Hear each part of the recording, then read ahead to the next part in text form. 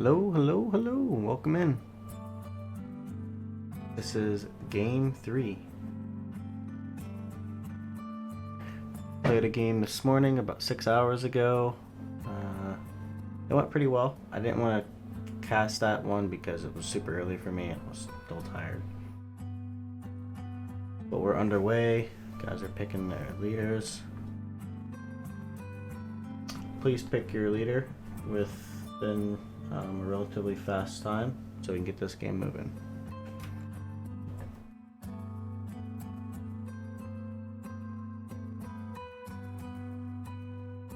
Super fun. Everyone was here yesterday. They had fun talking about the game.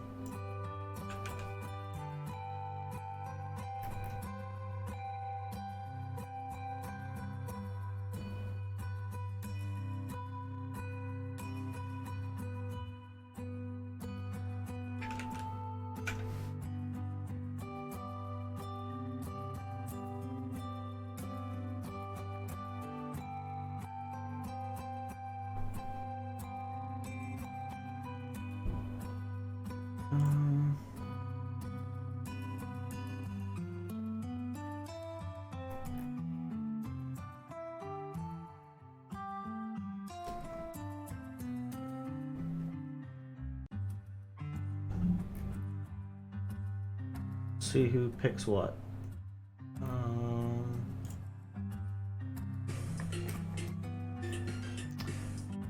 Lancelot, thank you for your follow, man. Much appreciated. Hopefully you had fun in your last game with Macedon. Macedon is one of my favorite leaders.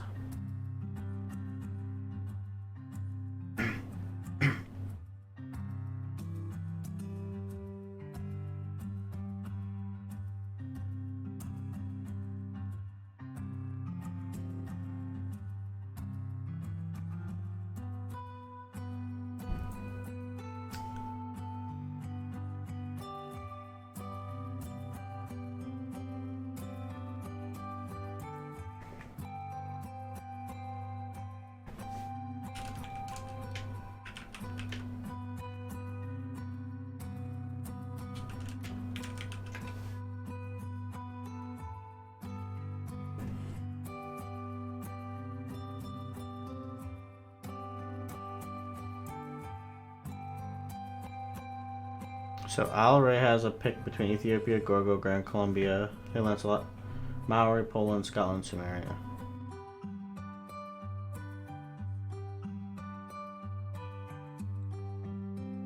The one this morning also, Lancelot was in there. I didn't want to cast that one because of one of the reason was it wasn't a full 8-person lobby, so I didn't think it would be beneficial to cast that one. This one will be. Hopefully this one will be a lot better.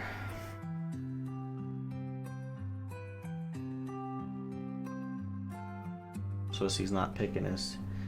Coming from the guy who completely complained about people not picking their leaders quick enough.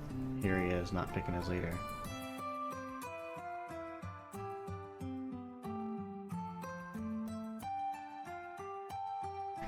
Spain? Never seen him play Spain. Personally, I would rather go with like Indonesia or something. But Spain, I guess Spain is kind of broken. Might be.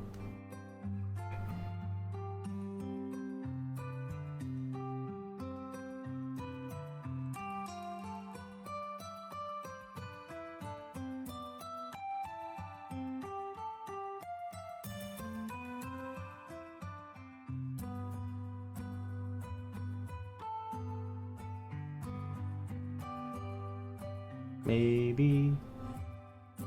Yeah, I mean, you also got lucky with that spawn too, where you ended up being like minimum distance to Russia, and Russia just played super greedy. Didn't get any Klausku units, so you're already on there, like inside the borders and attacking a city. Like that's when they decided to get some horses. I was like, that's not good.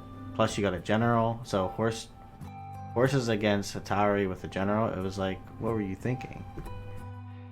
And he like defaults to build walls. Like that's not gonna. You need units. One thing I hope people learn from this is that they need to get units. Units trump walls.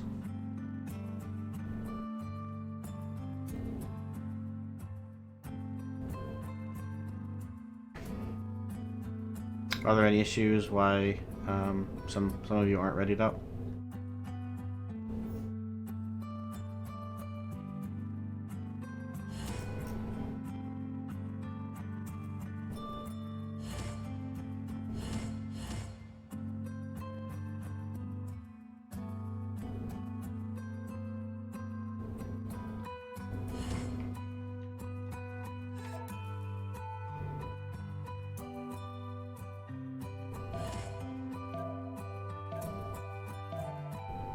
Alright, 4 seconds, they're locked in. Alright, we're locked in. Gonna move this over here. This down there so I can read the chat much easier. Human religion culture, not the right move. Yep, when you realize you're that close to Meston, you basically have to just abort all Russia type of gameplay, and you have to go bottom tree. Go. Maybe you can get the holy setup if you want to get faith into monumentality. That can be justified. You still do the monumentality, but as soon as you get the holy site, you need to go right into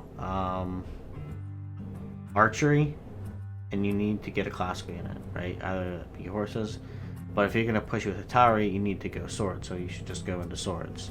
Just go right in the bottom tree, get the swords, and then double back into archery. Whoa, look at this map. Start up here. Hopefully. So lately we've been having someone desync around between turns 7 and 10. And we end up having to do a relobby. Hopefully it doesn't happen this time. Yeah, Geneva there. We got Khmer, Florida man. Down below them is Korea. So far we've seen 2 people play Korea very poorly. Hopefully this person will play Korea significantly better. And Rome. Continents. Rome and Korea on the same, they're all 3 on the same continent. So Khmer, Rome, and Korea all on the same continent. So there's a three-way battle there. We have, is this Catherine? This is Catherine, but this is, I can't remember. The Magnificent.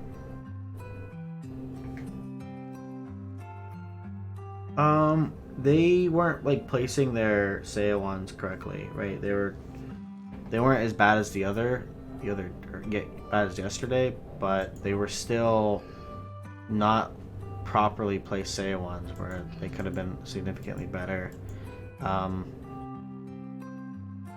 Yeah, it just wasn't that great. Another France. So we have 2 French civilizations, and they're right next to one another. Then we have Cree over here. Seems like Cree seemed like a pretty good pick. You're getting a lot of space with Cree in these lobbies. Oh, and you have Spain and Gorgo right next to one another. That seems nice. I don't have any favorites. I think it's too early to tell. This is only game 3. Technically game 4, actually. My bad. Because the second game was canceled. Third game was complete. This is actually game 4. Oh, too bad. I guess since I canceled it, it doesn't count as a game. This is game 3 that's been played. We're only on turn 1 still. We're waiting for 2 people to end their turn. It looks like we have a few people going animal husbandry. Swissy on Spain going mining. Not sure why he's going mining. I don't know Spain, so maybe he'll teach me something.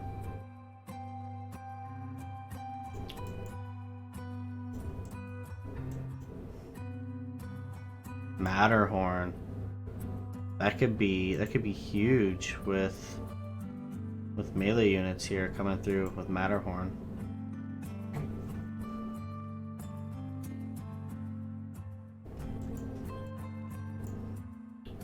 So Korea moves over here.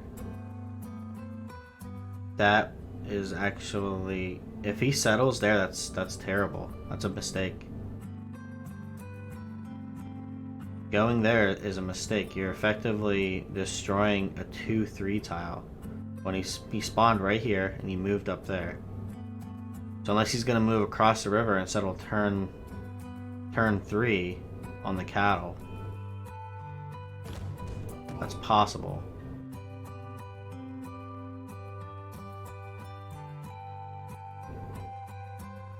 Turn 3 settle. Kinda iffy. Right? But on top of that, you don't set yourself up for a decent sail one, right? You put one here, you can't do anything with that. You can't improve that as a mine. I guess you can put one here, right? And then you have 2 mines there. Or put it here and surround it with mines. That's very possible. 2-4. We'll see. I think he knows what he's doing.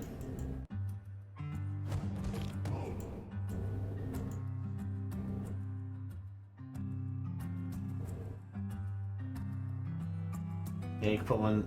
You don't want them right next to one another because they will give each other -1.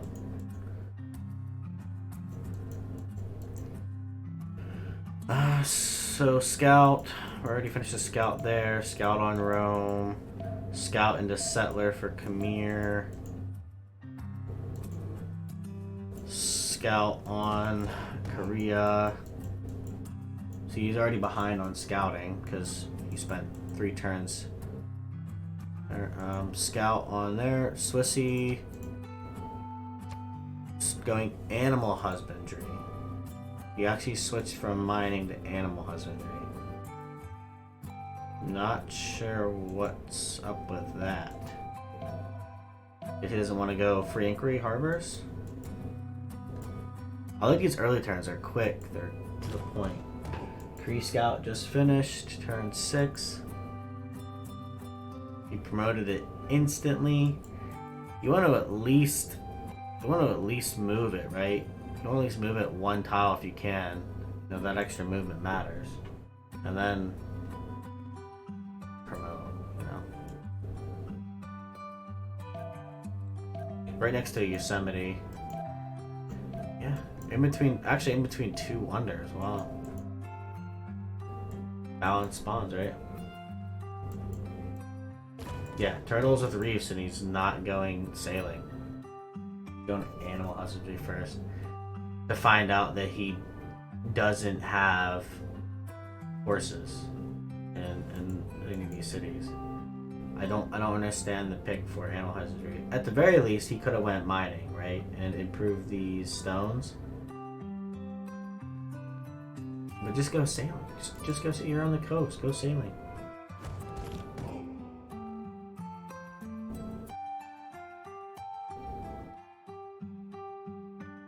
Pottery on Gorgo, animal husbandry on Kree.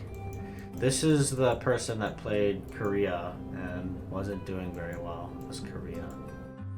Let's see how she does with Kree. Right? Scout builder. Not doing the scout settler. Going into builder and has animal husbandry. So I think they're getting a builder so they can immediately go and improve the horses, so they have those ready. The other Catherine went pottery, went scout, settler. Rome went scout into a settler. Same with Korea, scout into settler. Khmer, scout into settler, finishing settler next turn. Gorgo, oh wow. Gorgo's not having a good time here. 2 horses. 2 bark horses coming at him.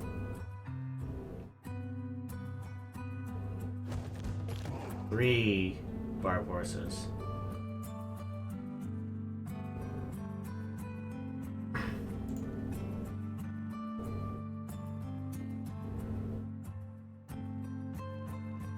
See where his warrior went? If his warrior would have been down here, he could have actually dealt with that camp.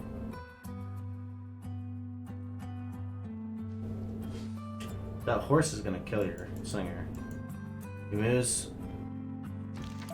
Major. Yeah, literally gonna be 2 hit.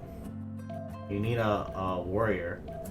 Get a warrior and just plant it in the city.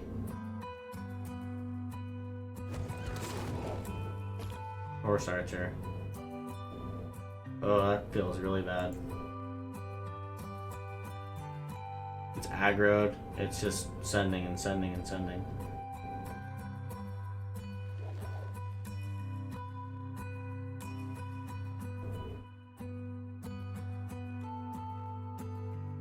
You gotta, I think moving the slinger back here is better.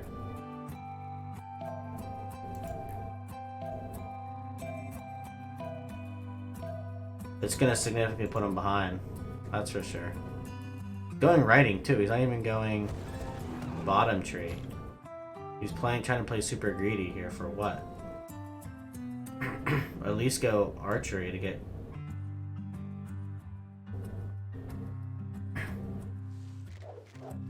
No. They just sacrificed it. This horse archer is gonna smack you. We're gonna leave that. I don't wanna watch that. That's not good.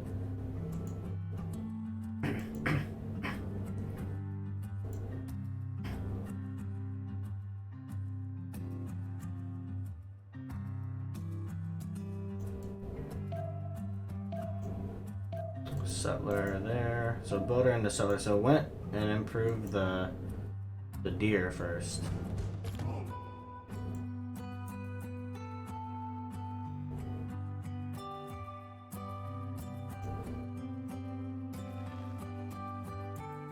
I mean, technically that's a lot of free culture.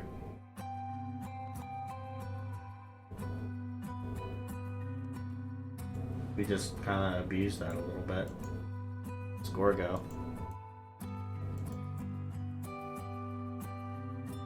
Alright, so we have Korea settler going in this direction. We're gonna try to settle there with a barb horse there. I don't think that's a good idea.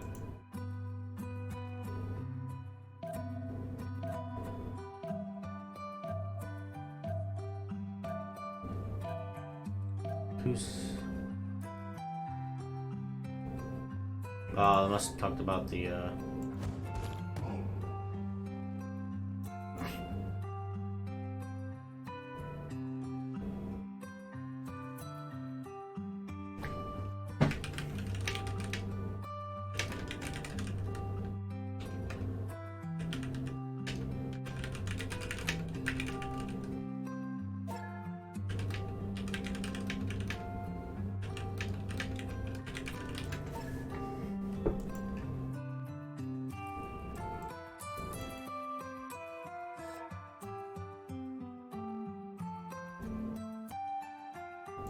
I have it turned off anyway, I believe.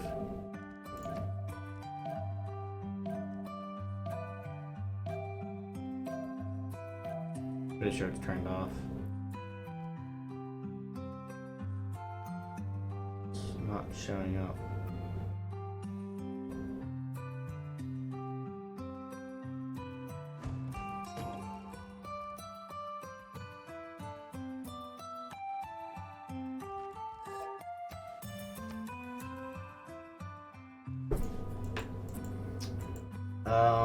Depends on what this horse does. This horse can kill this warrior and take that settler. We'll see what it defines as being. Wow, he's playing extremely. He's not even worried about a second city. He's going right at the Mankey. I think he realizes he sees the all the marsh, and he's just gonna go for that.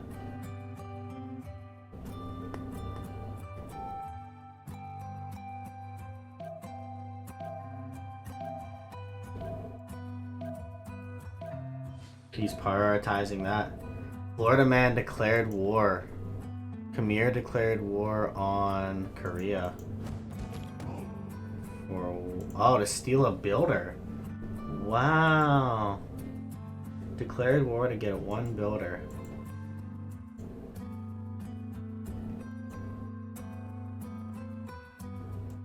Bring that builder all the way back.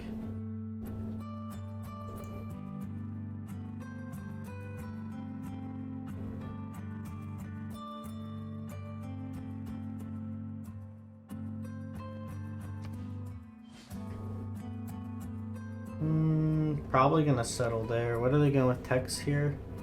Going mining, and the other one's going writing. Korea is going into writing as well. So Gorgo pushed for writing so they could start working on Intimanki and get a head start on that. Actually, cool. Had literally 3 horses, 2 horse archers, all next to him, and it's just like, nope, I'm gonna stick with this plan. Got the archer. Sitting pretty. That's really weird. You're gonna delay a city. I don't think it's worth delaying a city to get at the Mankey.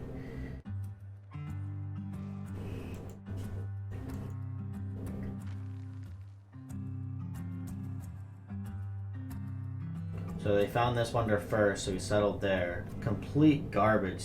This is a complete garbage city. There's no food, no production. I would have rather went this way first.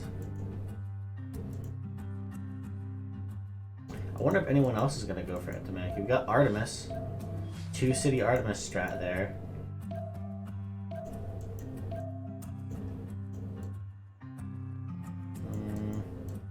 Intimanki here. 16 turns on Khmer. Unknowingly going for it. So 2-city Intimanki strat compared to a 1-city Intimanki strat. Whereas Korea lost a builder but has the 2 cities, going for a 3rd city.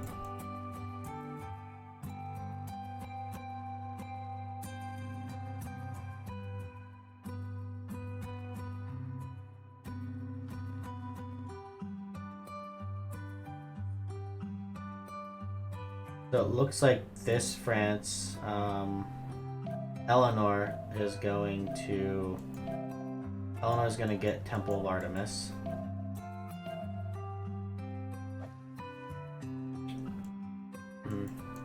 Yeah, this was a very poor decision. You have nothing here. There's nothing to do there. You don't even have anything to. You have to like literally buy a lot of tiles into that. Yeah, it's a good place for a district. Swissy actually did go into sailing. He went animal husbandry first. I think he went to find out where horses or something was. He also did go mining. So I think he went mining, animal husbandry, then sailing. He took God of the Sea and improved those tiles as well. Obviously, Gorgo's gonna try to take reeds and marshes, but I think no, Khmer shouldn't take reeds and marshes. Khmer should take River Goddess. That's the one that Khmer should take. What are we getting here? 7 there. Khmer's at 1 now. Gorgo's at 0. Yeah.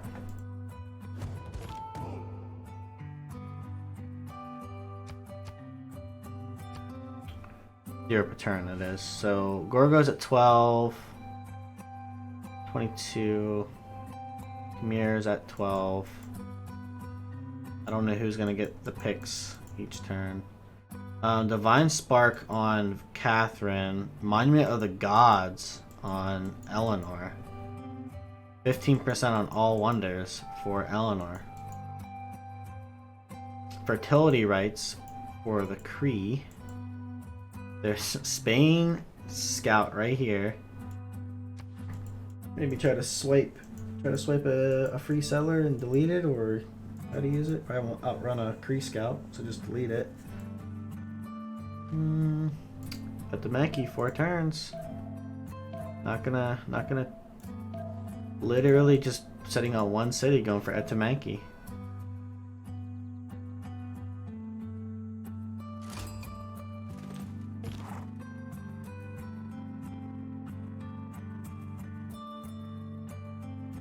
Buy a warrior. Buy a warrior, send it out. Yeah. I guess you don't need a warrior.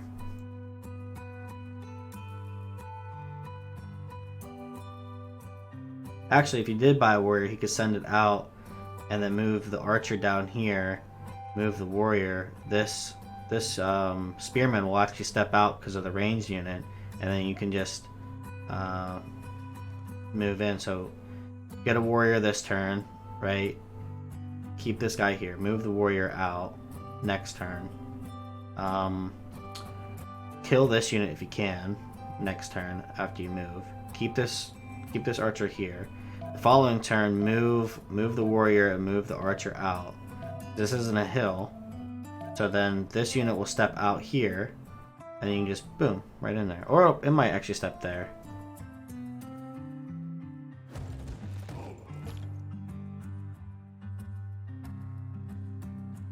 You got a galley, third settle, a third city coming out. Kree working their way down. Down.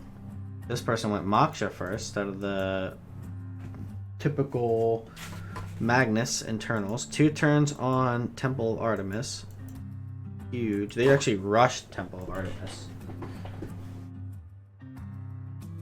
Got the builder and everything for it. At the Mankey 10 turns. Doesn't realize he's going to miss out on that because of Gorgo. Getting all this free culture. Moving down the culture. Down the civic tree. Just from getting kills. Uh-oh. Yeah, already going into drama and poetry. So they must be doing this. Just sticking to the bottom here, like that. And didn't... Okay, they're on Craftsman. Whoa, what was that all about? Feel like you need these two to get to that. Oh. It's just a little UI bug. And he went Reeds and Marcia, so this is going to be a 3-2-2 once it finishes in 2 turns.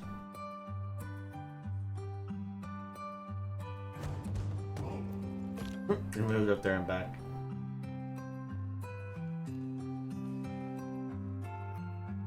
Next turn Entamanki, next turn Temple of Artemis. We can't look at both, can we? We can indeed get both. They're both there. One top, one bottom. It's the best that we can do.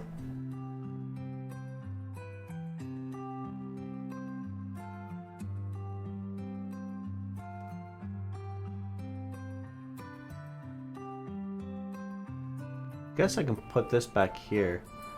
Probably better there, right?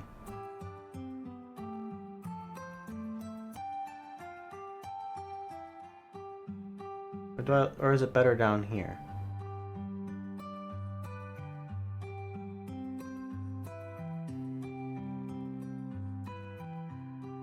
I actually like it there. I like it there more.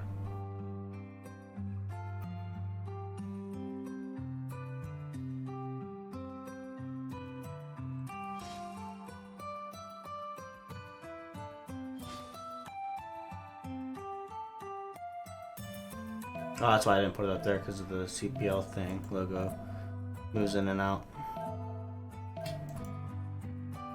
Oh no, I wanted to make sure we got them. Make sure we got them both in there at the same time. Just choo-doo, done. 3-2-2, Temple of Artemis. Here's like, what? Says, you know what? I'll just finish the holy site. Screw it.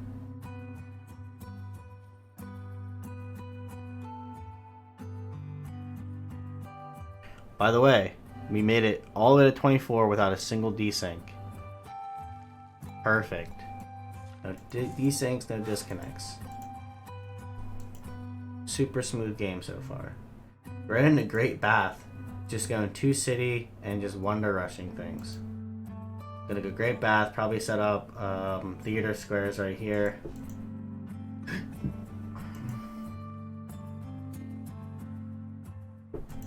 Finally. Turn 24, only 1 city. 1 city at the Mankey Rush. After having tons of barb horses come at you. And they made those 3 horses, and that was it. They didn't make any more horses.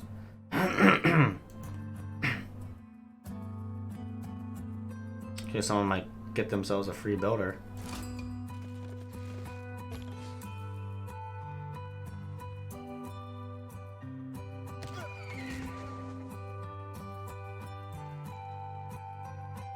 Up across. Grab that, get the free builder. Khmer, 2 great profit points per turn. Magnus, looks like gonna go Magnus Chops here. And chop out a bunch of stuff. Oracle and Great Bath playing extremely greedy. Unimaginably greedy here. But still going bottom tree to be ready to get some units. Be ready to get a classical. We have Rome focusing the science here, getting these districts down. So this is only a +1. But probably gonna put the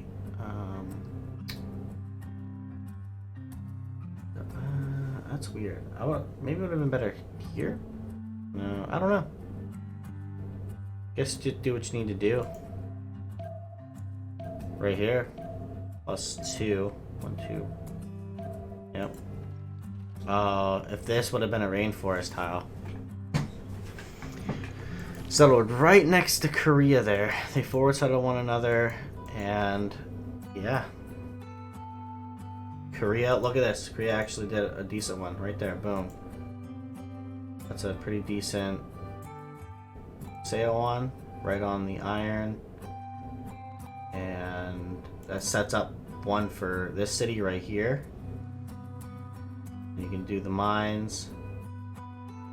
Literally 4 mines around that one. 4 mines around this one. That'll be an extra 2 adjacent C for those 4 mines. Perfect. And that leaves room to put like a... We actually could put a government plaza here if we wanted to. Looks like they went Goddess of the Hunt. Yeah, Goddess of the Hunt.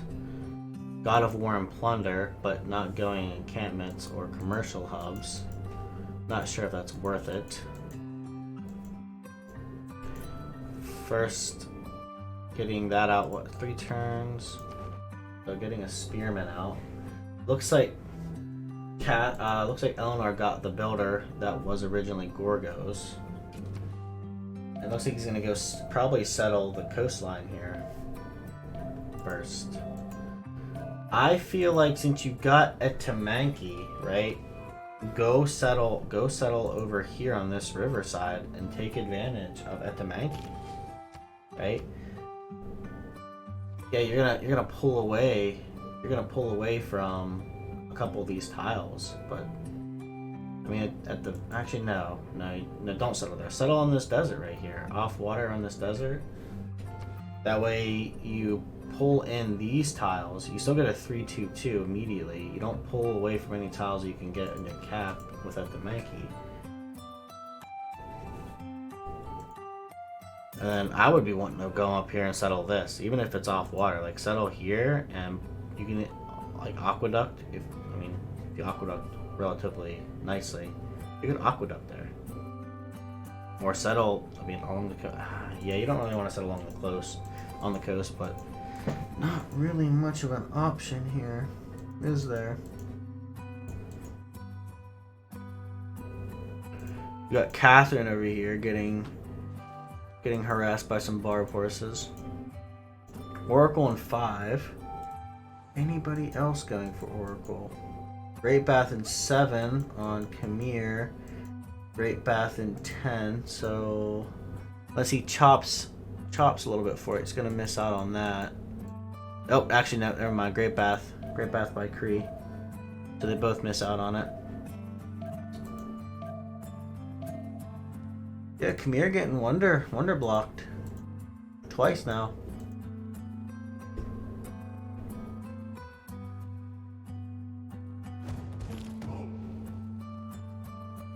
And he has multi queued up, so he doesn't. So he actually is playing smart. What you want to do if you have a wonder on, you want to get the multi queue up. You want to put something in the queue. That way, if it fails, it just automatically puts that overproduction into something else.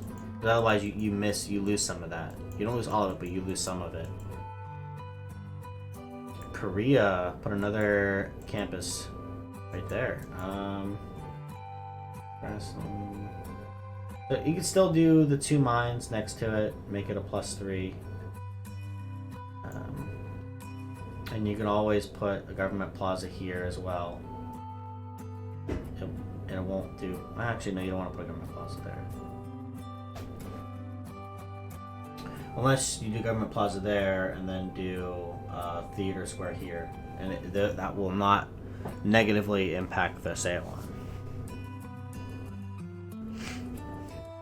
Or just make these farms. I put 2 farms around it.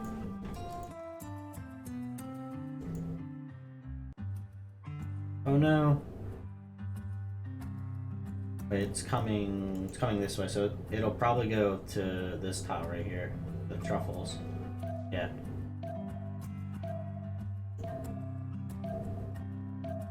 I mean, he defended it with a slinger. Like, he used a slinger to defend against the barbs down here in Gorgo did. Oh no. Let's see, is he gonna do it? Is he gonna do it? Supposed to normally doesn't do stuff like that. But he should have. Not settling coast, I see. Wow. We got 2 turns before this era is up, and Swissie doesn't have a single harbor down. He's teching into bronze working, getting cities going. Not bad. Delania is playing Kree, getting monuments up, and went a holy site. Seems like she always wants to go faith, right? It's far too late to even go into monumentality. You definitely don't want to try to do that. Way too late. You have 91 faith saved up. It's not worth it. If she'd have went Earth Goddess, yeah, actually it would have been better than Fertility Arts probably. If you're gonna do that into faith. Earth Goddess, and she could have went monumentality with that, because all these would be getting +1 faith. I think. I don't think it's Frax. It might be Frax's breathtaking. By the way, then that means these would be getting 2. Like, these would be getting 2 faith, 2 faith. So it'd be working. These would be 2 2 2s if it's one or the other. But she was playing Korea yesterday and went with a holy site. I feel like she thinks she needs to go religion. You don't need to go religion all the time. There's certain civs that it works really great with. Other ones you're just wasting your time. Look at these turtle reefs with God of the Sea. Turn 30, still only 1 city, Gorgo. Significantly behind on culture. Was not a smart play for Etamaki. Just rush Etamaki. And that's really what happened.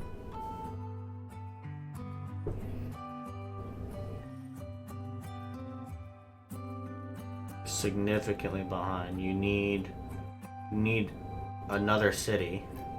You need a monument to get your culture going even more. Like, you need to boost your culture, so you need a monument. You also need another city. Your closest neighbor has 3 cities and a 4th settler already going out to settle another one. The closest neighbor from that point has 3 cities. Like, you're losing the city count. This Eleanor is just going for wonders to try to snag whatever they can.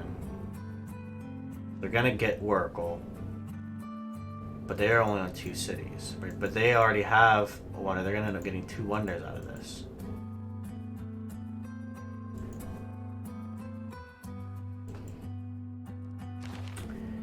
Korea and Rome are competing for scientists. Great Prophet was already picked.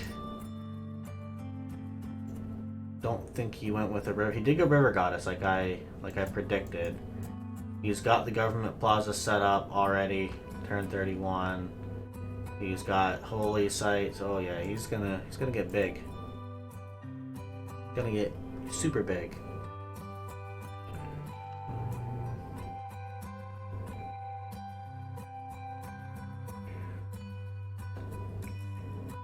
Super big, super big.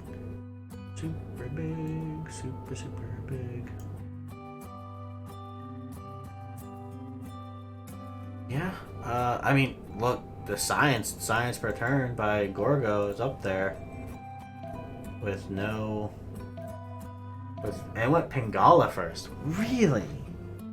It's like really doubling down on the science. Everyone says that culture is the way to go early. You want to get your way down the civic tree. But he's just doubling down. He went into writing. He got into Mankey. He's like, all right, we're going Pingala. We're just going to go right down the... We're not even going to do our unique district. I guess, if you think about it, if he thinks he can get good unique districts, if he chops this out, he can put a Necropolis right here. Zodar has 3 charges. Fix that up. And chop this out and get that. So drama and poetry looks like next turn. Actually, since you don't even have a district down, Pen, Brush, and Voice, you're not getting anything from Pen, Brush, and Voice. It's like, oh, Rome got a normal age. Khmer got a normal age. Oh, he lost out on 2 wonders, normal age. No monumentality. That's going to slow him down significantly. Wow. Korea normal age. So nobody went monumentality. Everyone went either got normal age or went Pen, Brush, and Voice.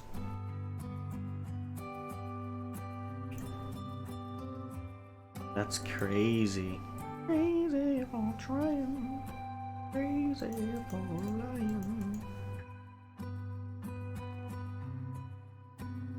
And it's crazy for loving you. Ba-dee-da-da-da. Ba-da-dee-da-da. Where are you going with this?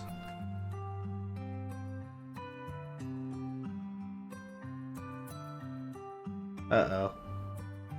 I think my game's gonna crash.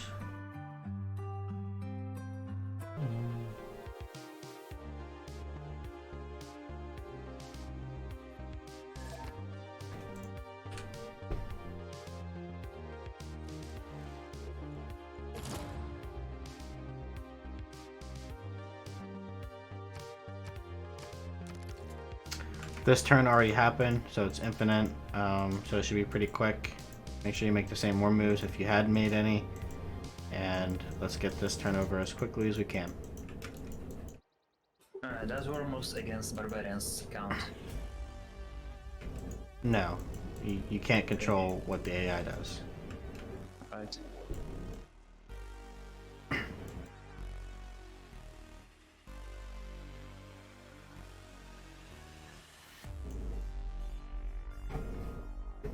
Guess that's an okay question to have. Tea. It's not tea. It's apple juice.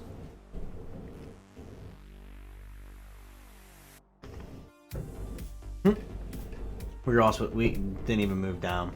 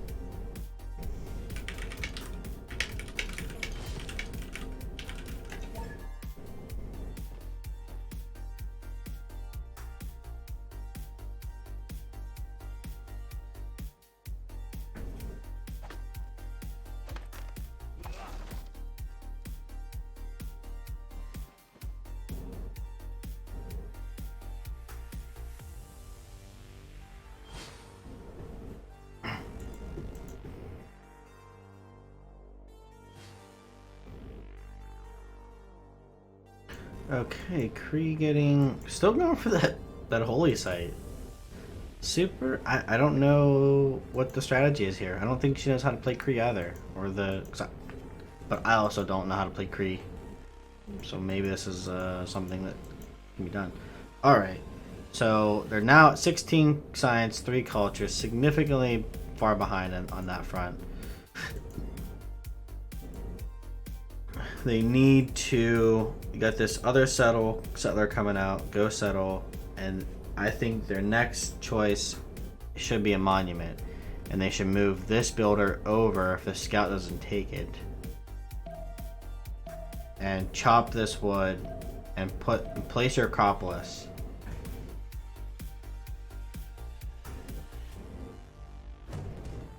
It didn't. Get that Acropolis down as soon as you possibly can. First Harbor by Swissy. Let's check out Khmer over here. Going crazy here. Doesn't have monumentality, so you're not going to see a lot of this expansion going on. Missed out on 2 wonders. One was taken by Gorgo at Demankey, and the other was taken by Kree, Great Bath, and it forced him to not be able to get a Golden Age. And I think what was the wrong decision was to go for this third settle in production and actually put it into something else. But I don't really know exactly what went on. So Rome's just throwing down campuses and kind of trying to get whatever science there is, but didn't go Moksha. Went Magnus, but isn't chopping and doesn't have any trade routes. Not sure what's going on there. Should have at least went Moksha to maximize your culture, or you could have went Pingala if you really wanted to go with the science. You didn't need to go these campus districts. You could have went Pingala and went that route and got your science that way.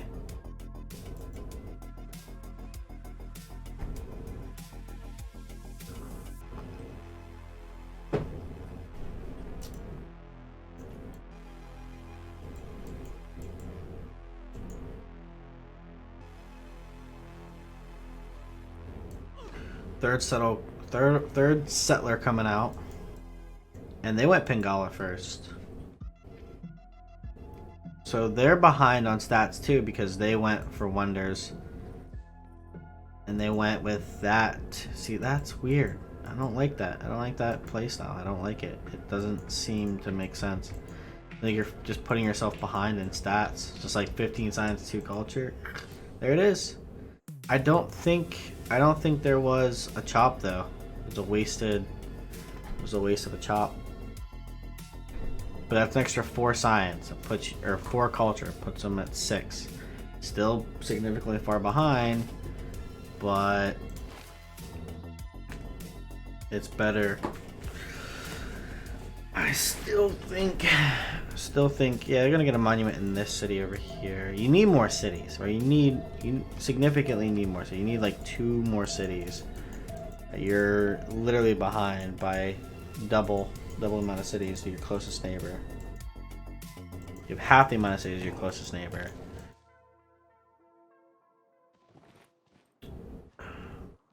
Not much going on there.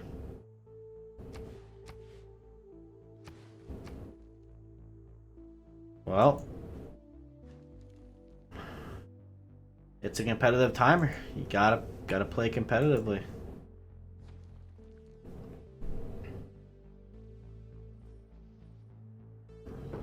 They realize that their culture is low, getting their monuments going.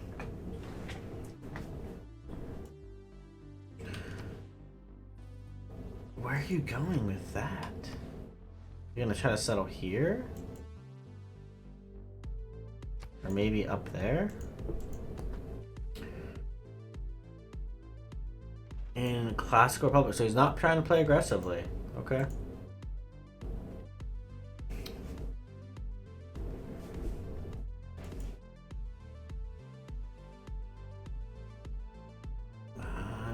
not seeing any work coming from this. So that means Rome's gonna miss the opportunity to do anything.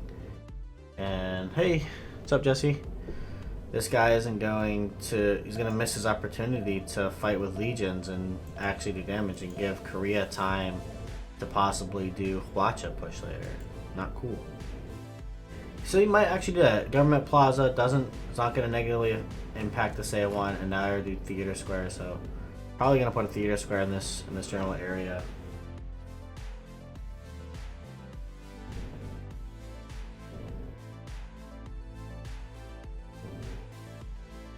Yep. These are all lower level type of players within CPL competing against each other in an 8-person free-for-all matchup. So you get to see kind of imperfect plays, you know, like what goes behind some people's decision making and what they're doing.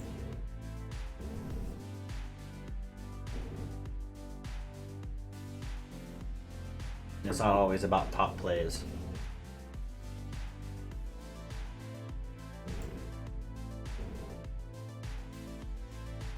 Even though there's a competitive timer, it seems like it's a little bit much slower. People aren't getting to those timings as quickly.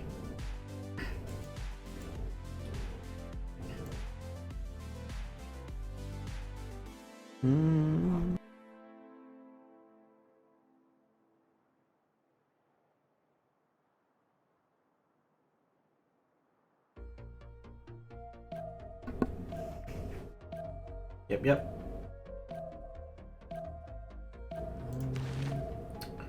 Nobody got any scientists.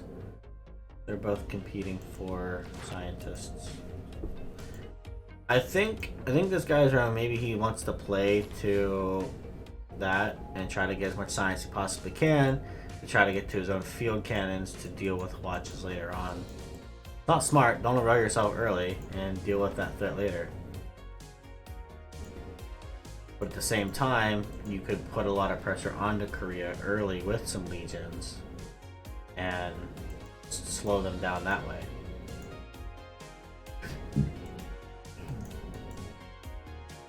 Oh, got the horse. Wouldn't that be crazy if he just gets these horses out here and just sends them over and takes over some cities, completely blindsides this guy. Hey Braun, how you doing?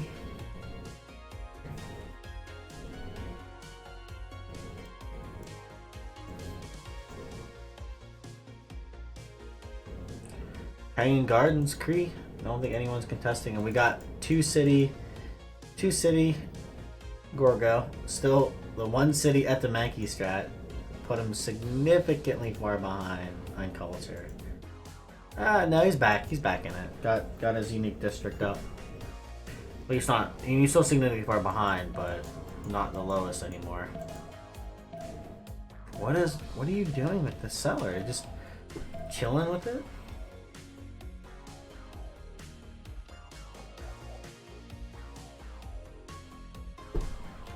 Gonna forward settle off water a guy who has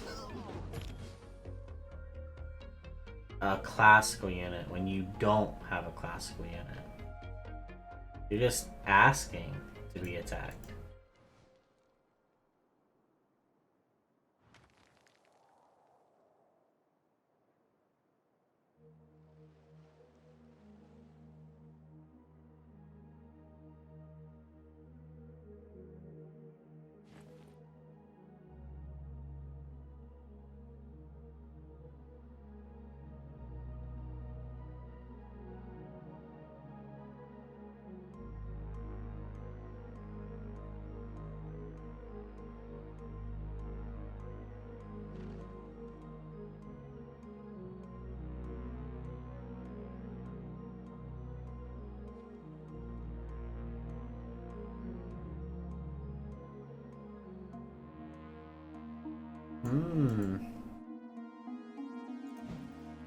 How was I doing? Well, if you notice, she went with another holy site again. Not sure what's up with the holy site strategy, and went with Moksha. So I don't know the strategy here.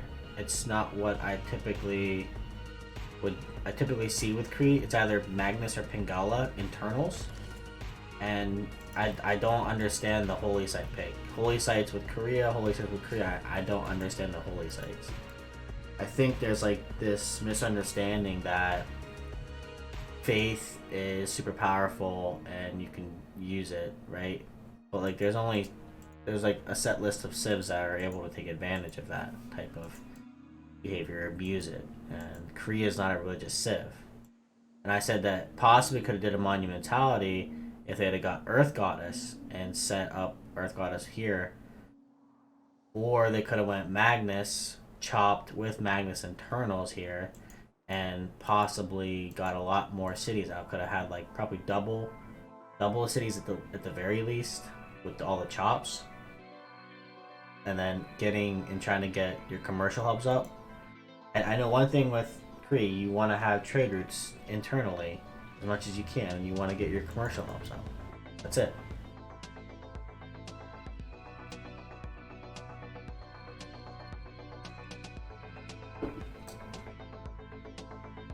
Personally, I prefer to... These are grassland hills. So, whenever you have a stone tile on a grassland hill, you want to chop out those stones, right? Because if you improve that tile after you chop, it's still going to have 2 food and 2 production, and then when you get apprenticeship, it'll be 3 production. So it ends up becoming the same thing, and then by chopping it, you get that immediate production. So if it's on a grassland hill, for sure, and unless you have stone circles, like if you don't have stone circles, or any type of boost to bonus resources, just chop out the stone and improve the mine on a grassland hill. It'll be more valuable that way.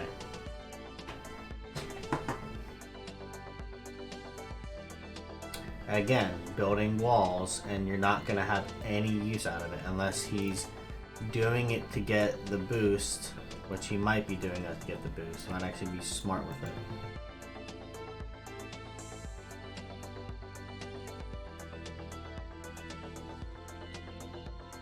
Swissy should not have conceded. He should have kept going. He was 3rd place. He should have played. He was very close to 2nd. He should have kept playing for 2nd.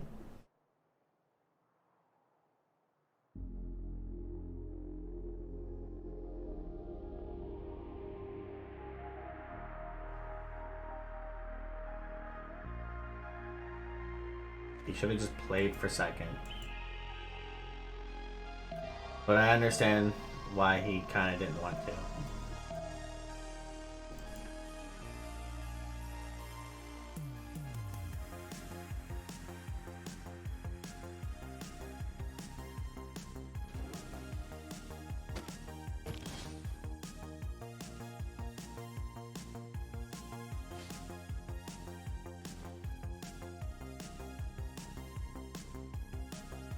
Alright, now he's showing his hand by putting this encampment right next to. Oh, 4 turns there on Korea. 4 turns Korea, Hanging Gardens. Oh, but too bad you miss out on it. Korea's gonna swipe that from you.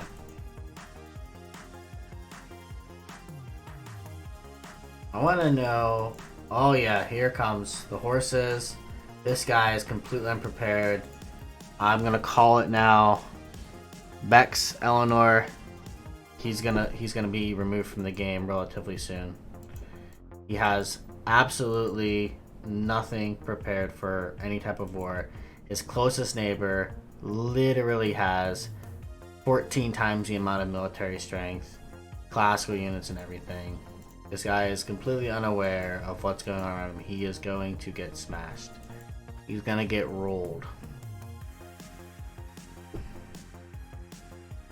10 military, you have a scout that's 20 combat strength and its damage to half. So it brings you down to 10. Or whatever the scout is. 10. So I guess between everything, something like that. He has one scout and one builder, or one warrior. A lot of people go one scout, right? You don't have to always go double scout. Oh, he actually has two scouts. He's a scout over here. So he did go double scout, which is really weak. But some people go scout into a settler, scout into a builder sometimes. Sometimes you go builder into a scout, and then you can't really go to the scout. You need to go a settler after that. Gorgo went one city, focus Etamanki, and put themselves behind on that front.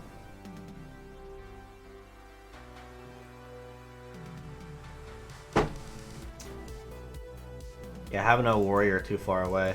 But yeah, there's a decoration. Not sure if this is feeding or not. Not building units.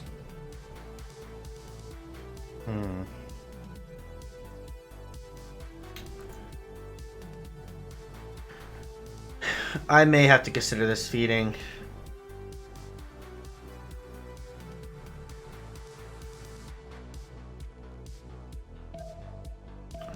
There's an archer coming. Yeah, he switched to archers.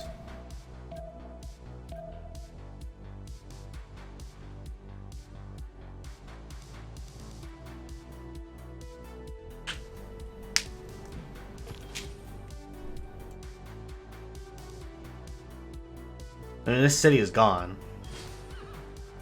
Oh, maybe not. He focused taking the builder first. I mean, he could have actually... Nah, maybe not. City's gone definitely next turn for sure. Archers aren't going to protect you. You need a classical unit. You can have an archer... You can have two archers, three archers here, and yeah, it's gonna... You can use them to focus on maybe one unit, but until you have... You need to have a classical unit. You need to get this city strength up to 20 something. Otherwise, it's just boom, boom, done, done. Think about it. A horse, 36 base strength, hitting a 13 strength city. Literally, you get two horses. You're gonna destroy that city. Three horses will take it in one turn. Two horses will take it, no problem. All right. Right, they're here. 10. So he's gonna be able to smack. He's gonna smack 1, 2. Shoot with the archer. Smack, and that actually might take it. If he shoots with the archer and he hits with these two warriors, he might actually be able to take it and then move the horse in further. The sword for sure is probably gonna move on here and try to take this builder. And if he's able to take this city with these two warriors, which I really think he might. I don't know, it heals a little bit, so I don't know. These cities are taken. He's done. He literally can't defend this.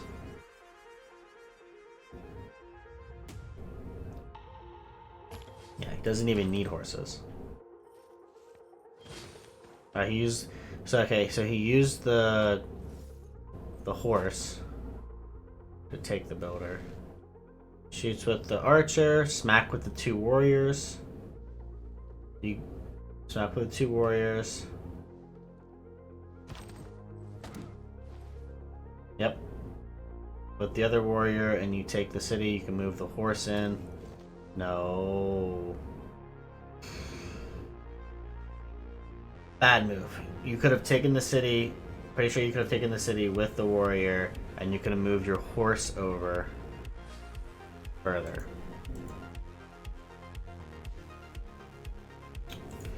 Well, someone played, I can't remember who, I think it was Artur played the same Eleanor yesterday and got second place. It's just, you have to know how to play. You have to know what to do. There's a dab.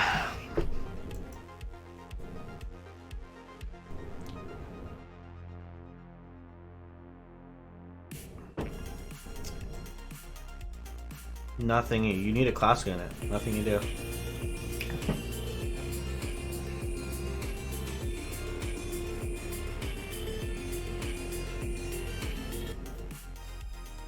Thank you, man. Thank you for the subscription. Yeah, Bex is gone. I called that earlier too. Once he forwarded something, I was like, But here's the thing: if this rebels, it goes right back. It doesn't go to a free city.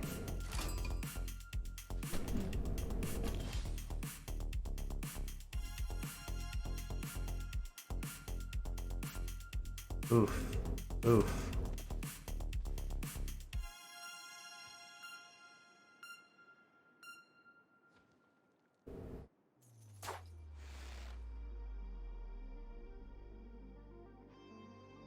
I mean, you can kill it. Kill it with the scout. That'd be a good trade. Scout for warrior.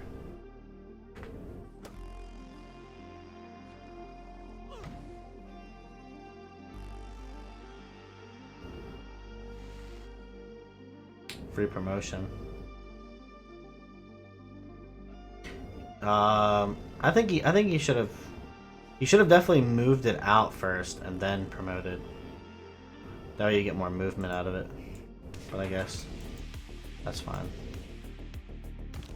Kree, they got Hanging Gardens. What is? What? Why? I'm so confused. You just gave up a district slot or district spot. Plus you have. Why? And the watermill again. Why? What's up with these watermills? Why? Should be chopping this out. So much production. Chop it out. Stop going holy sites, please. Stop. Stop playing holy sites on a non-religious civ, please. No, stop.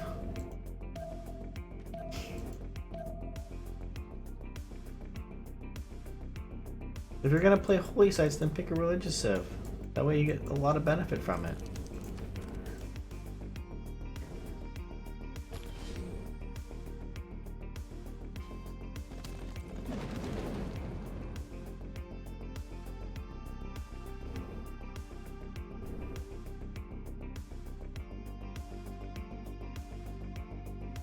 Promote. Promote the warrior.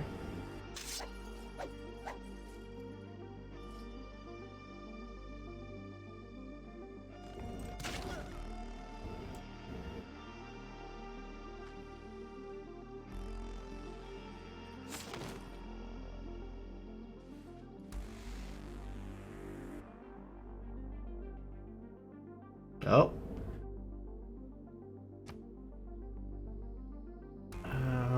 Korea declared war on Khmer.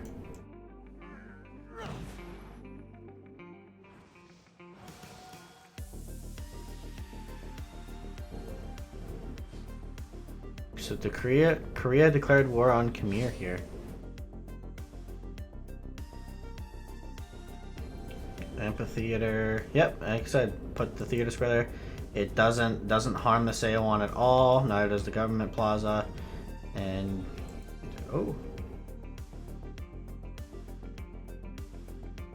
must be from the volcano. Did anybody get Hypatia? Ooh, Korea got Hypatia. Really? They put it there, of all places. I guess, yeah, it doesn't add any more science to a tile. So you kind of want to surround it with everything. It makes sense.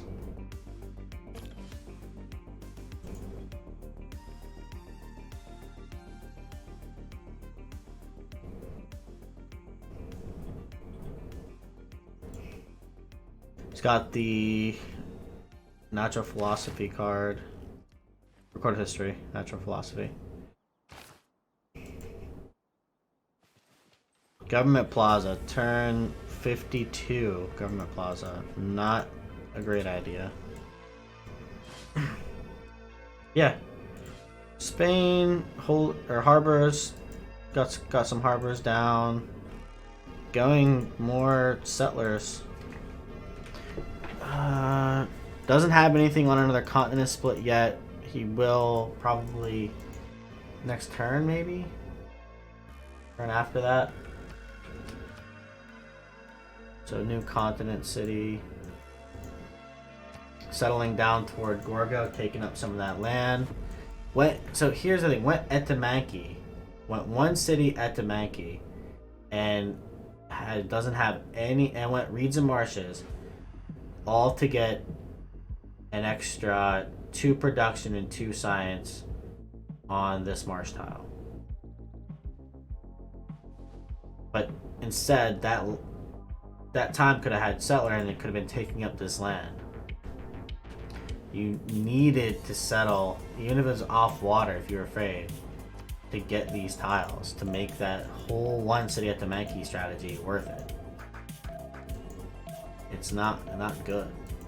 It was a hardcore misplay. And I don't understand the holy sites. What are you doing? You don't even have a real stop. I don't understand. It's good though. Learning experience and all. We got that down there. So 50% of the cities from Eleanor is down. Eleanor still has no classical unit.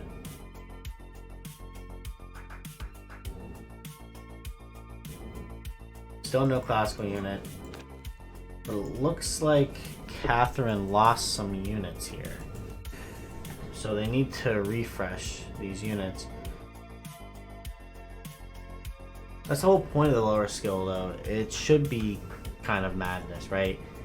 It's because it's people who don't really know the game that well or don't have a lot of experience with different strategies, and they get an opportunity to actually play out the game and do it without, with the exception of Bex here, without getting rolled and whatnot. But also, I like to cast them so these players can, ooh, feels bad, can come back through and maybe watch the game and kind of see how they were doing compared to everybody else and learn something from it. So lesson for this game is have a purpose for your district, right? When you place a district, have a purpose for it. What's the purpose for the holy site? What's the purpose of placing the government plaza adjacent to your city center? And what's the purpose of putting the hanging gardens directly next to your government plaza? Like, you got to think, what's the purpose of that? What is that going to accomplish? What do I gain from doing that? So think about that. That's a lesson. Think about that whenever you're making a decision. What do I stand to gain from this?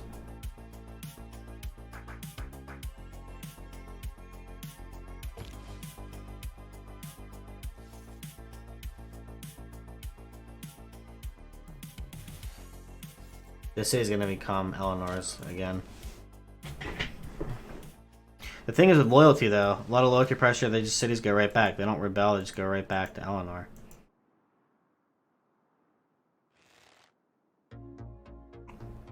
Yeah, I was tired. It was 6 a.m. for me. I was super tired. I wasn't fully prepared to have a stream. Plus it wasn't a full lobby and I wasn't too particular with doing that.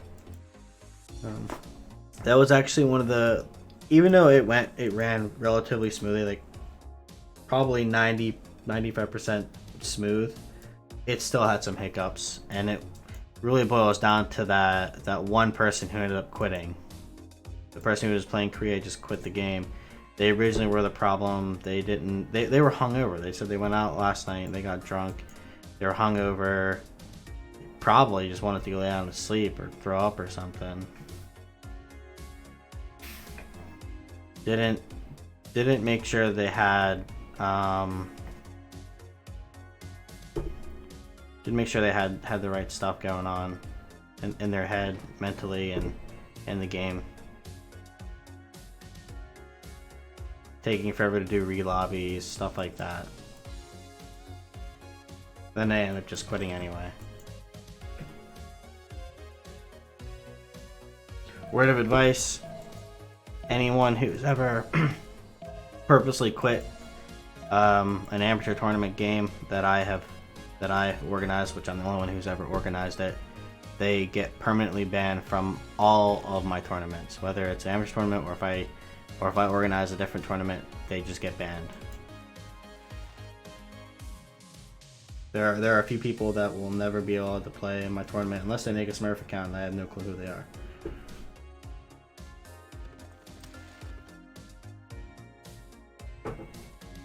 I don't like to deal with issues with people.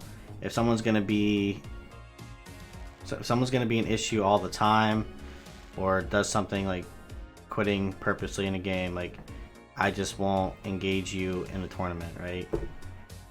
It's more of a privilege to play in the tournament than it is a right.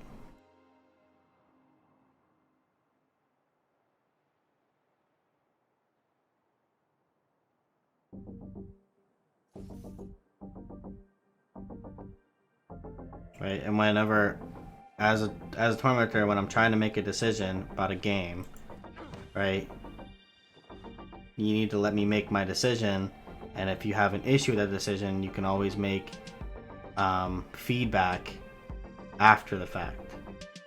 But in the moment, I am the referee. My call is my call. Whether you agree or not, it is my call, and then you can talk about it after the fact.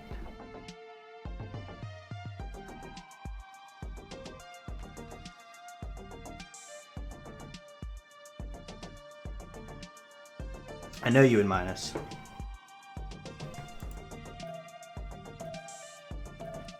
You're being rather aggressive and kind of a jerk earlier.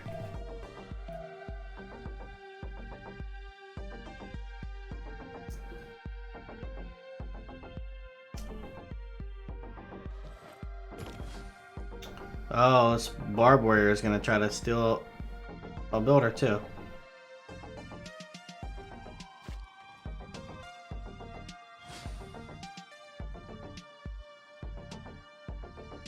Well, I knew, the reason I said it, because I knew it wasn't going to happen. It just wasn't going to happen. Otherwise, I would not have said it. Oh, Cap's down. He's allowed to leave now. 3 out of 4 cities.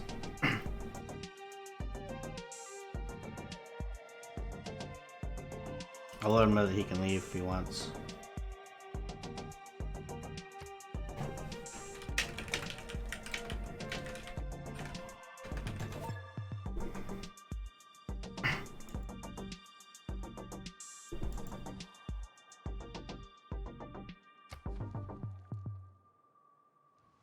Completely smacked. And it's still only 16 signs. So he took all these cities and really only got 2 wonders out of it, but no districts really. Not a single district came out of this war. Just 2 wonders.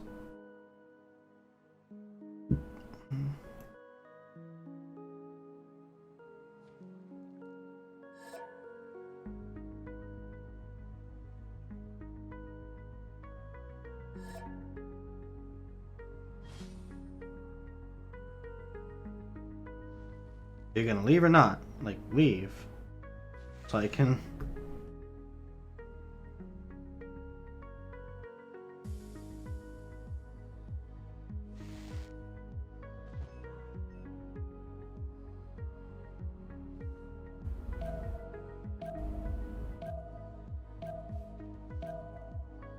If he leaves there and turn roll over, I'm gonna be upset.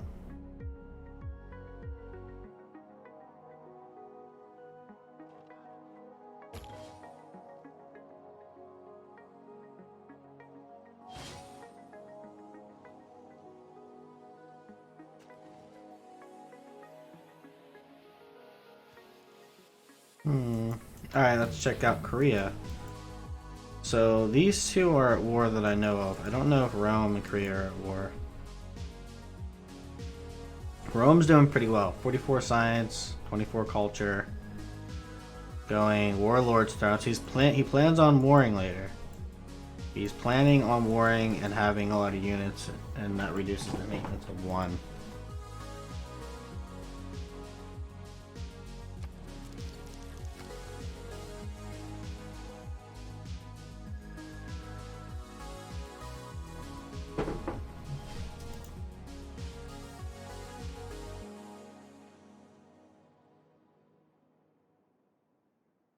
I feel like there should be some interaction, right?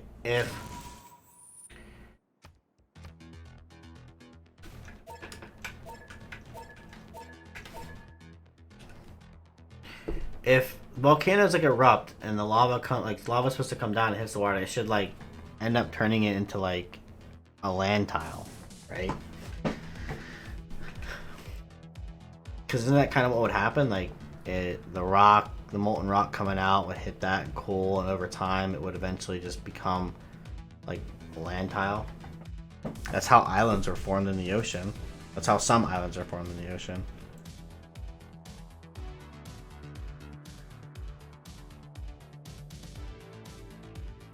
It'd be a cool mechanic to see. Or like if there was a volcano on the coast and it was like a tile that could be destroyed from climate change, it just like kind of just falls off. Faith Cree, I mean Faith Cree, I don't understand where the science is coming. They don't even, they have Pingala here.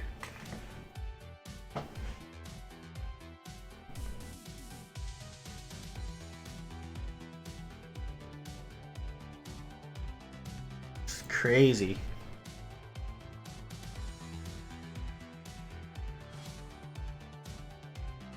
Hey!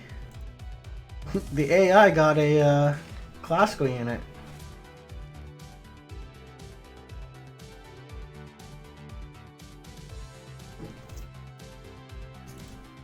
Yeah, 11 pop cap. But you got Hanging Gardens here. You have the bonus resources, plus Great Bath. Plenty of room for housing. Yep, finally got horses. Which kind of makes me wonder, did he really even try to stop this from happening?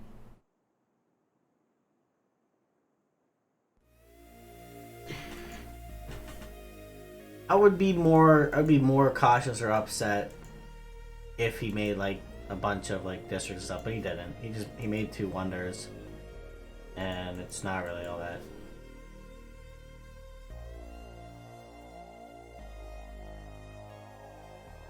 Yeah, that's because this guy really didn't make anything.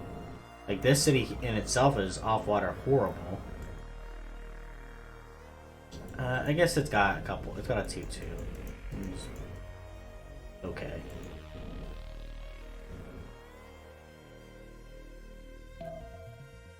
Korea though, 50 science, 35 culture. Going stables.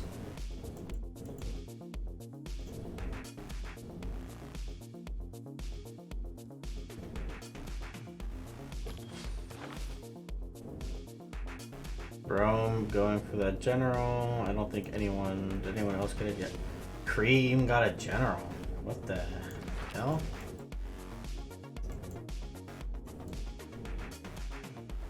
Must have had the general card in. I just went and grabbed a general. I know they have a encampment here.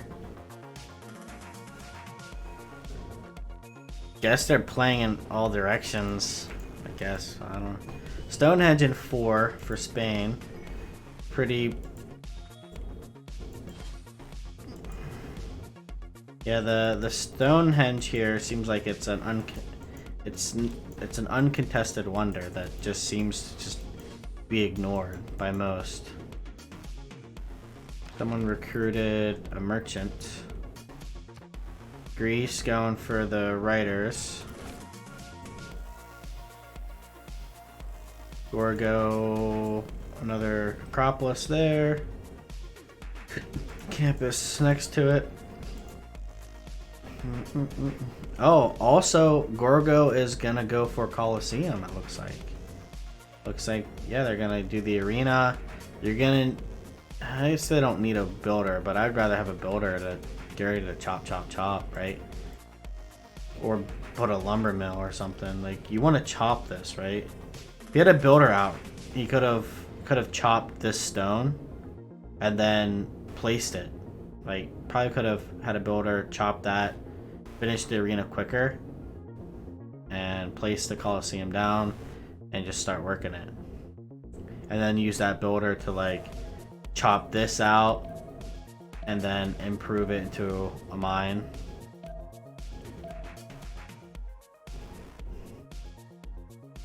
This that's a hill.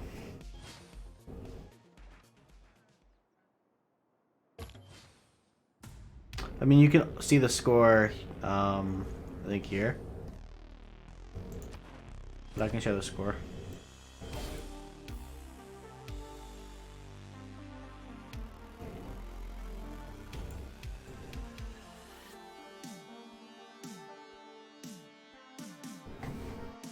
My roommate came back.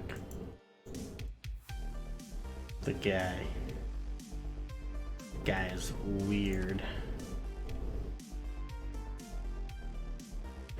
It gives good era score in its era, right? Outside of its era, I don't think it gives much. But I guess you get a prophet and you can set a religion, so yeah. You don't already have one.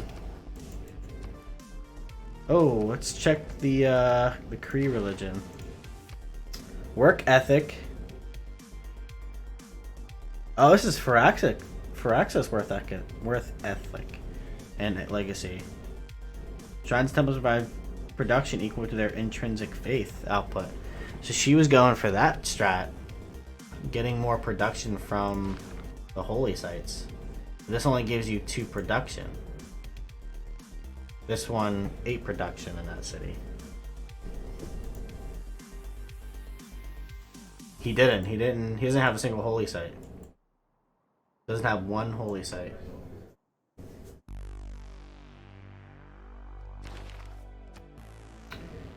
Crusade and choral music with Khmer. Doesn't have a single holy site.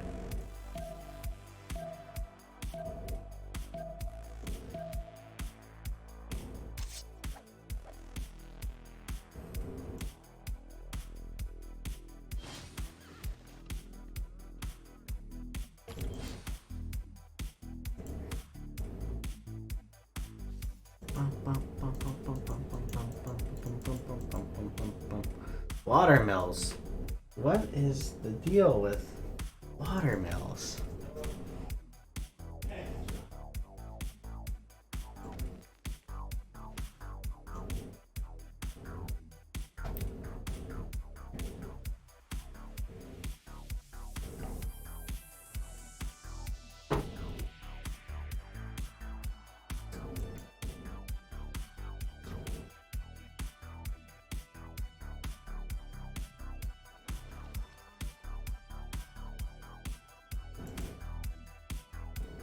Arena next turn. No one else is going for Colosseum.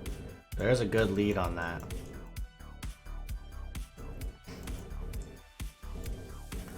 Industrial zone. 2 adjacency industrial zone. Here's a good theater square.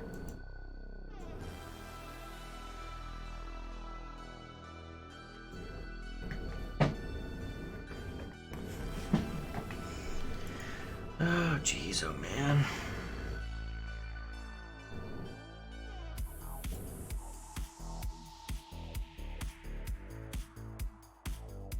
Yeah, Swissy went God of the Sea.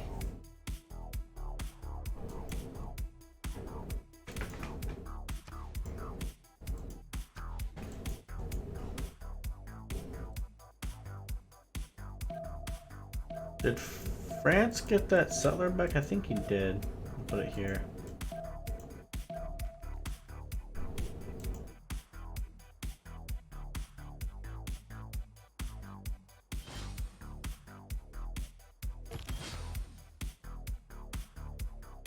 I think as Spain, you want to go more toward the harbors and the free inquiry. Get your science going.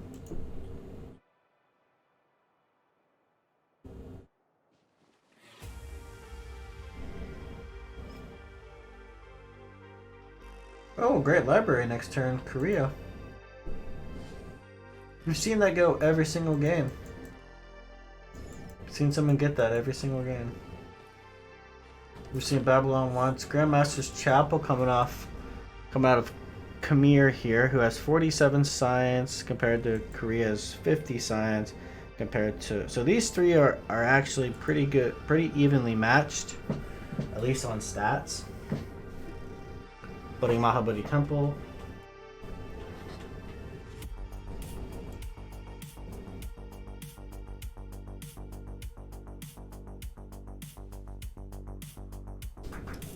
I think he's preparing to war into Rome here. And Rome, I don't think, is aware. Yeah, I don't think Rome is aware or preparing for that. But he is getting Warlord's Throne. I don't know about the granary. You definitely need to. He's spreading. He's letting him actively spread Crusade to his civilization. That is not smart. This guy's gonna get an extra like +5, I think, is what Crusade is.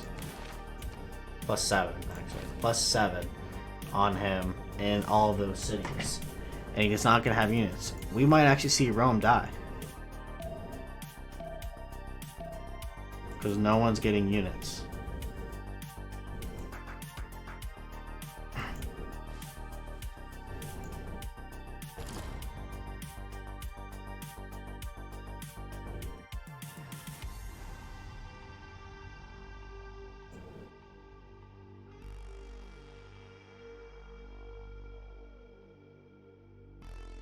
Unit's not building any unit. Spain is not building any units either. Cree has a crossbow, getting some settles out. Catherine literally killed basically a whole nother player and has 25 science. Absolutely feels unfair. Put all that effort into getting units and warring and not getting anything beneficial out of it.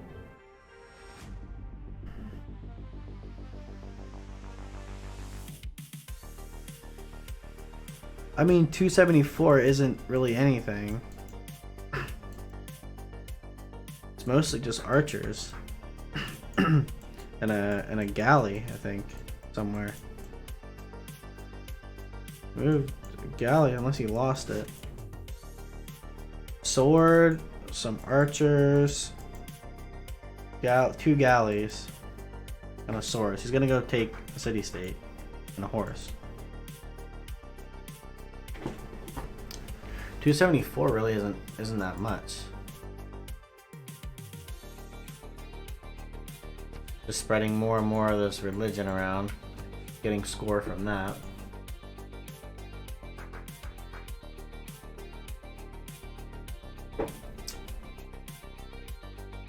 Grandmaster's next turn, more Prasats.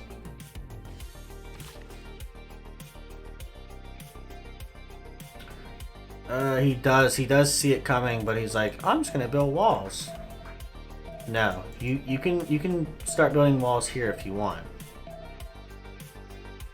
but it's gonna take forever. Kumai, Rome, Ravenna, units. If you can't get legions, go archers. You're getting 34 gold per turn.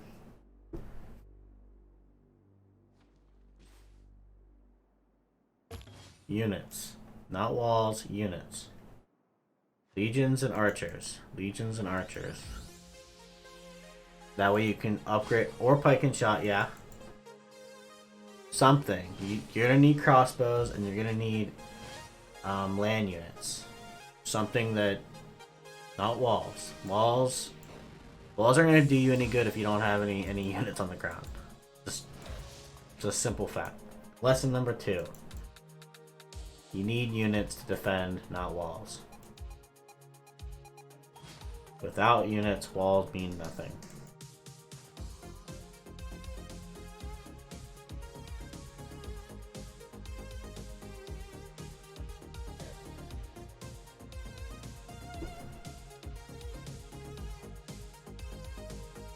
He'll probably take that settler and forward settle.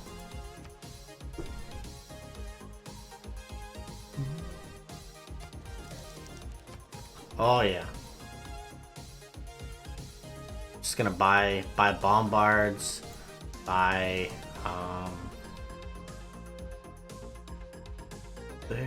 what's their unique their unique unit is the Domri, right? The catapult replacement. Well, it would be the Trebuchet replacement. Yeah. Yeah. So he's gonna get those. What's his resources? I guess I can't do it. Gotta look at army. Khmer, he has 14.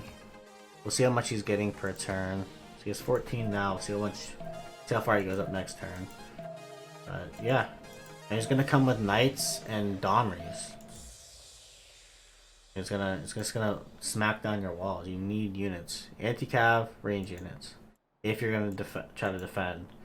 And then eventually you need to get your own knights to get your city strength up. I understand, finish the Warlord's Throne, but once that's done, like, you need to just start getting units and getting them up to this line and getting a defense lined up to slow down when you can do other things. These cities are gonna die. These cities, this one specifically, if he hits this one first, it's gone. He does. He has I saw him make one earlier right here. And then there's one right here. There's two. You can also check in here. Great Merchant points. He's getting 5.7. So unless he has a card in, or I'm missing where he has it. Plus he has a harbor down. He's getting gold from that as well.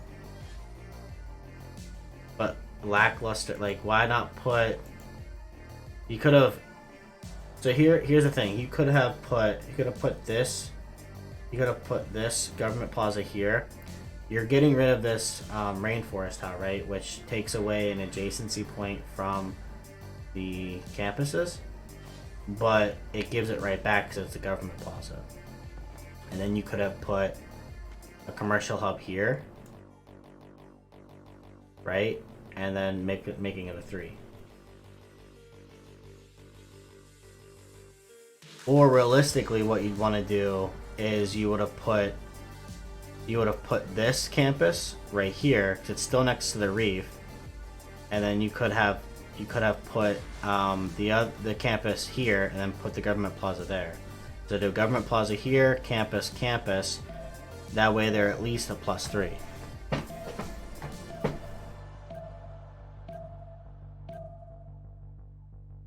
Or put them here, campus, government plaza. That way they're maximized entirely. Like this one would have been 2, 4, 5, 6. It would have been a 6 right here with campus, government plaza. It would have been a 6, and this one would have been a 5. 2, 3, 4. It would have been a 4.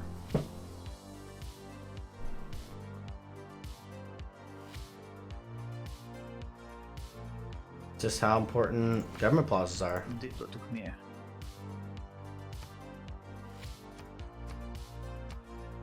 To who? Khmer. Yeah.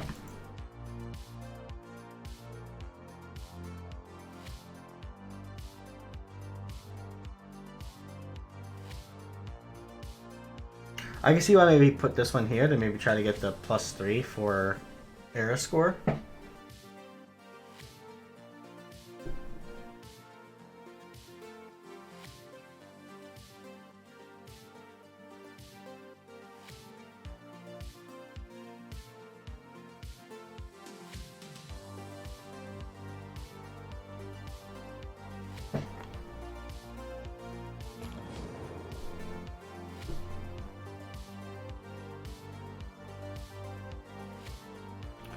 Yep, you need units. Oh, there's the first Domri. First night. More Domries. Here comes the upgrades. Rome is gonna be hurt. Big time. It's gonna take a beating here. We'll see if he can survive. Let's check over in the other part of the world. So we have Gorgo gonna try to take the last city here of Eleanor's. Aqueduct there.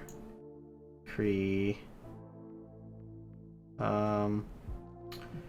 Cree not doing too bad. I think Khmer is gonna hit Rome pretty hard. But I think it'll stall out. But yeah, Khmer's in a really strong position. So is Korea, and so is Swissie. So I think those are gonna be the. I don't know.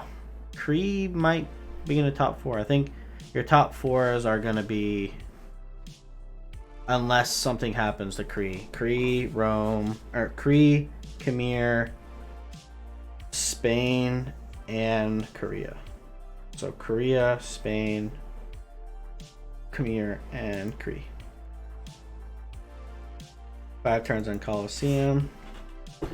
Gorgo's not out of it, but I think that 4th spot is gonna be like Preston. Welcome in. Thank you for the follow, man. Much appreciated. Much appreciated.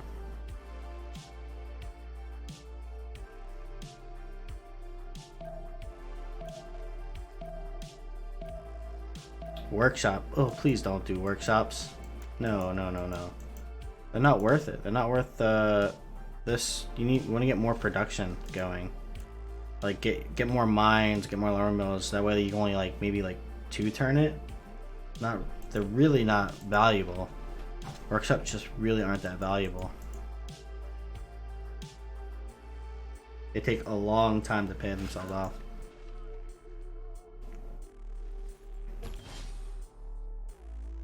Just smack the city. Don't worry about killing any units. You have four hoplites. Just smack it with everything you have there to take the city.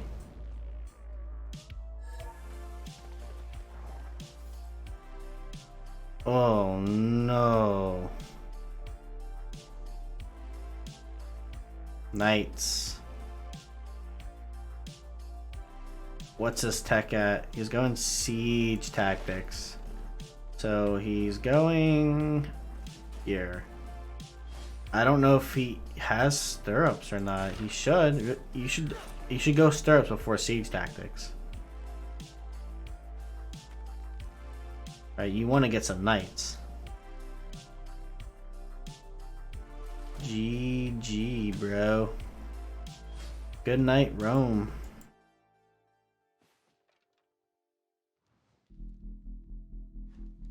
Korea is going for universities now. Gonna get a huge increase in science.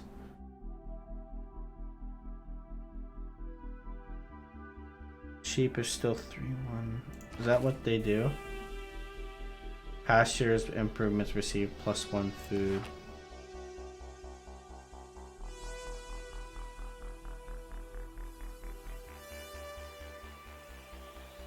Where do you see the sheep?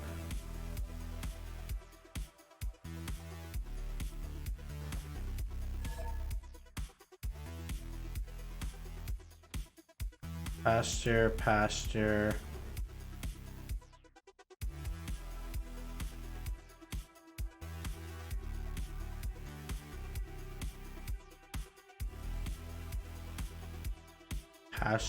I don't see any pastures improved.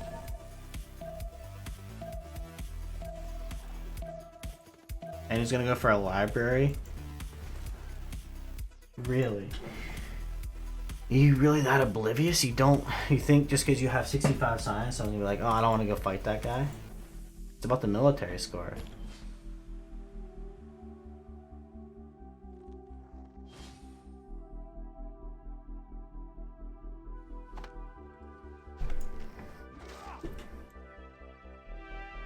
Or is he gonna go attack Korea?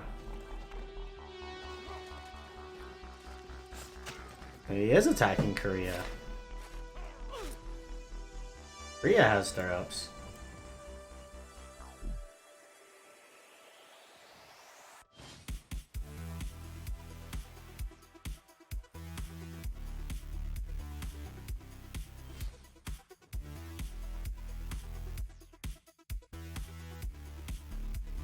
No, see, look, Korea, you have this sail, right? It's a +3 and it's +6 because of the card.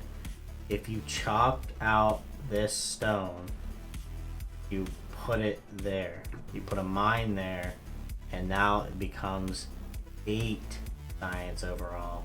And this one becomes 6 science overall. Plus whatever the mines get. You gotta think that through. And I think it actually does combine. So putting the sail one here would have been better. So it gave this mine something more.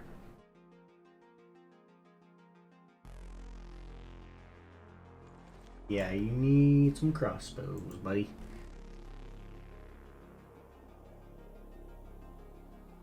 It's really weird though that he's gonna go after Korea there instead of smacking into Rome, who is clearly worse off.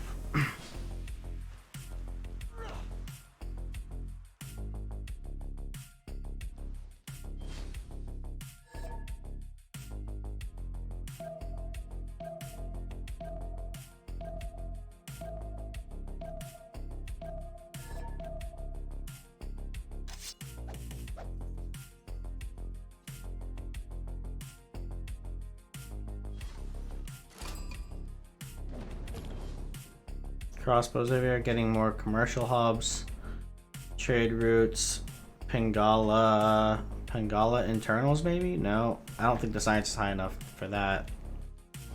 Going for pyramids. Let's check Swissy. He went with Zen meditation and itinerant creatures.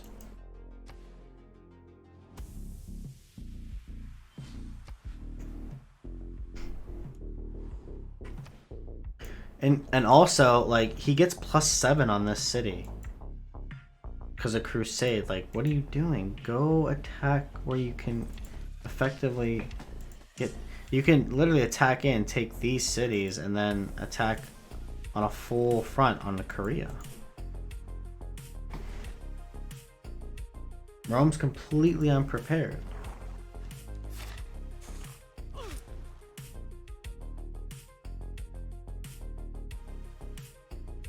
But he has enough faith. Maybe he can do it all. He's at -10 gold per turn already. I think a lot of people undervalue. Oh, what is it called? Tithe. Tithe. Can't remember the beginning part of it, but the one that gives you gold. That's super important. It's huge.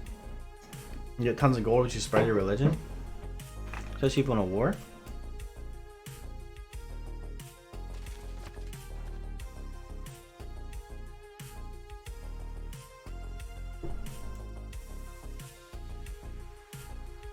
I mean, City Tank's gonna go up next turn if he doesn't already have a knight. I don't think he does. It's gonna go up next turn. No problem.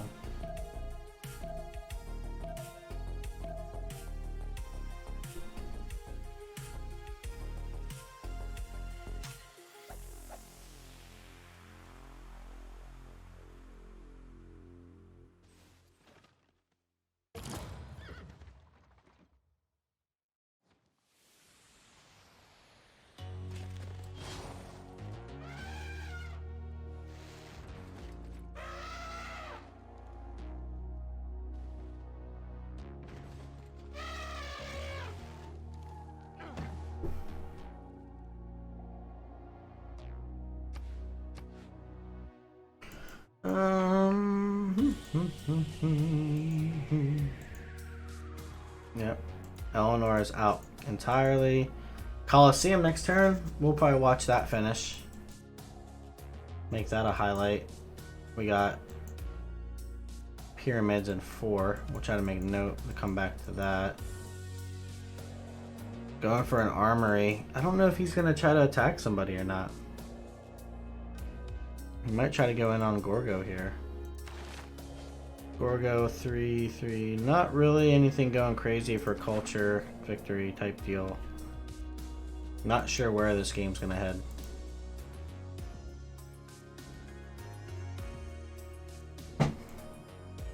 BRB.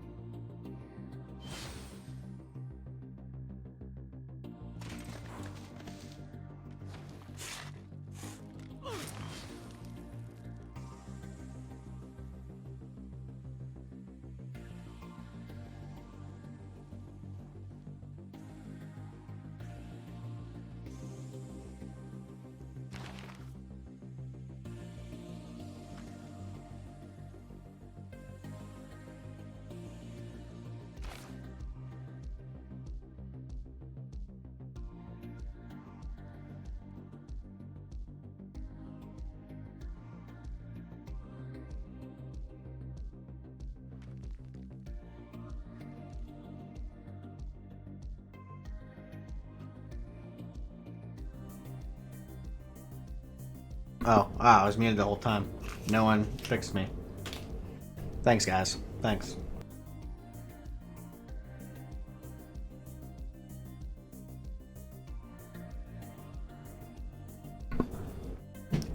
Thought I muted myself and nobody fixed me. Let me sit here and talk away. I have no idea.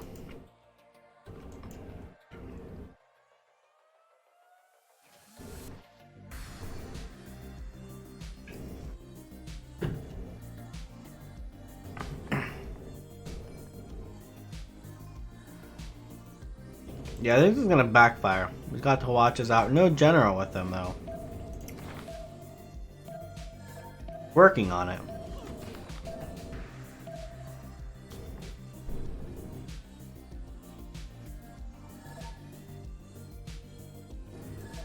Not really in a row where you're leading. You're leading on stats. Right, you're tied with Rome on science. But overall, maybe not overall.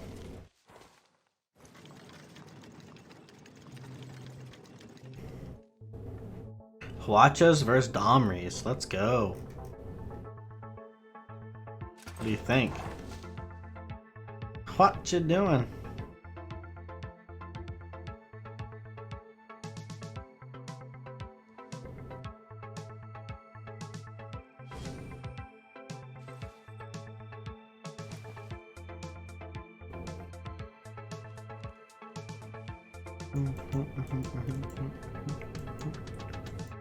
Bum, bum, bum. I think you'd had a much easier time pushing into Rome and taking Rome.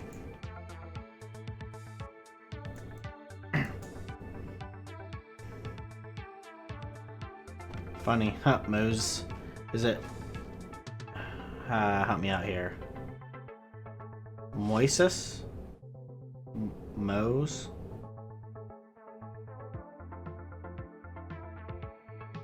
Moisemet. Moiseme? Moiseme. That sounds right. Sounds close. Moiseme.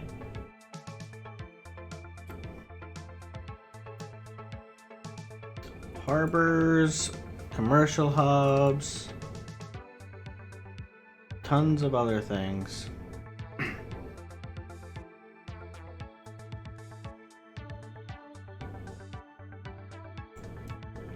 What's going on? Oh, pyramids next turn. Let's watch that finish. I like watching the wonders.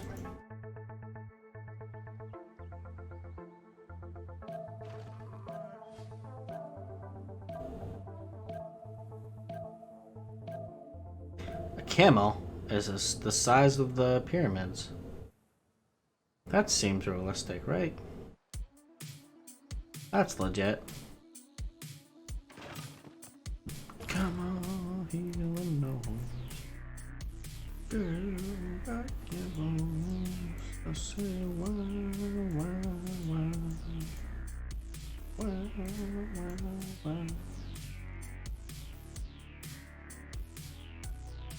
You did. You really ran projects to get this general or this engineer to just get. I've never seen somebody run engineer projects to get that engineer of all engineers. But they're just like, instead of doing unit wars, they're doing wall wars. Building walls and on my border, I'm gonna build walls too. Gorgo, another writer.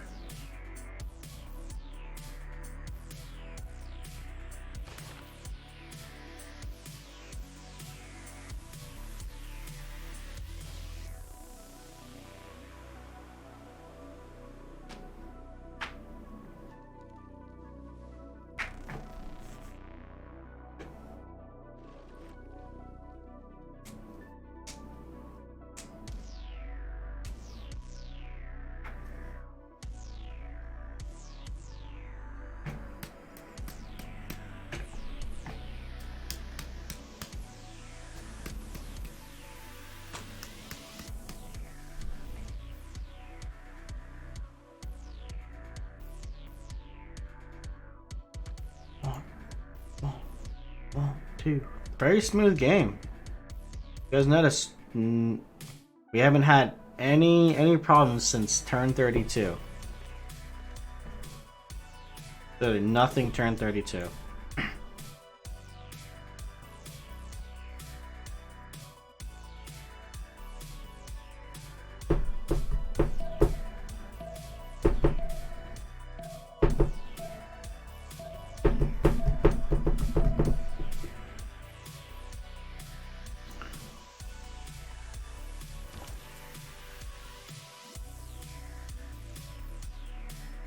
Hey, look, he's backing off. Backing off. The push failed, and he gave Rome more time to do Rome things. And he could have just attacked Roman from the start, and probably taken a city. But now he has Korea breathing down his neck with Hwachas.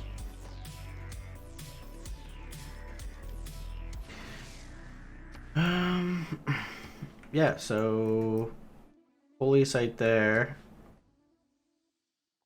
So realistically, it took work ethic to get 8 production in this city.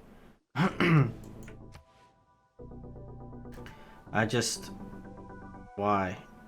It just feels bad to see that there, and it wasn't like it was super late. It was pretty manageably timed for Government Plaza.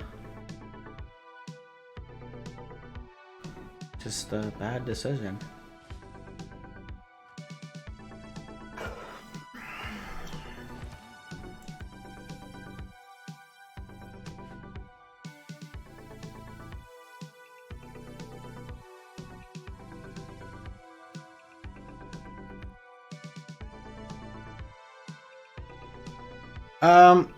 It's a forest on a flat tile. I generally would do a lumber mill there because you get more production out of it over time. But oh, all of this? Yeah, I would have chopped all of these and put mines. Unless I had like Earth Goddess or something. But outside of that, like realistically, these are all grassland hills. Chop out the woods, get something out of it. Get units or get settlers out earlier. Chop those and put mines. Because right now, these are 2 food, 4 production lumber mills. Mines, I think they would be 2-5, right? They have that 1 extra.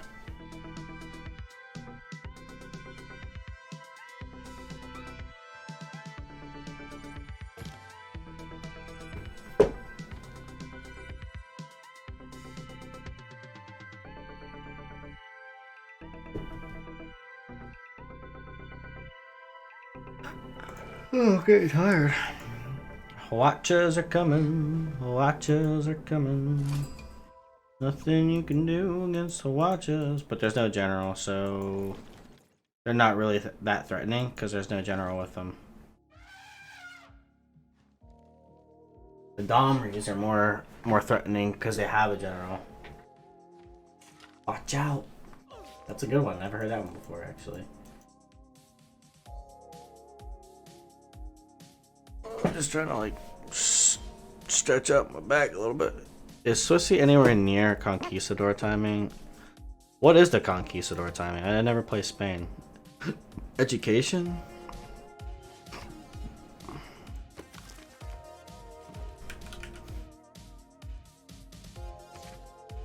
They replaced the musket.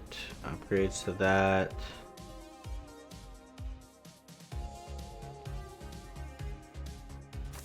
So that means they're a gunpowder? They're where they are they on the civic tree?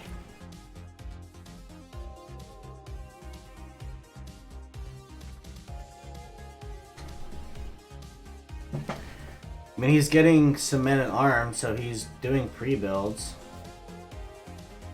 He at least has that. Doing man and art pre-builds.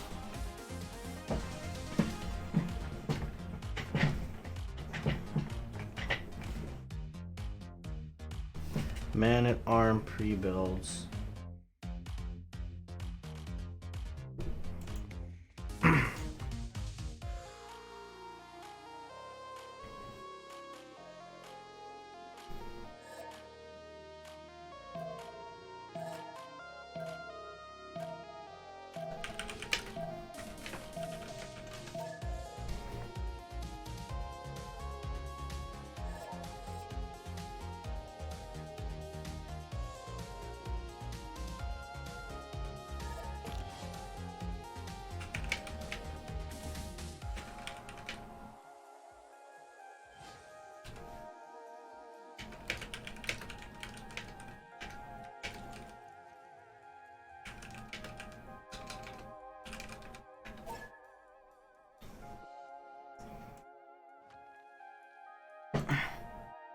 Alright, we'll make sure we need to do end of next turn.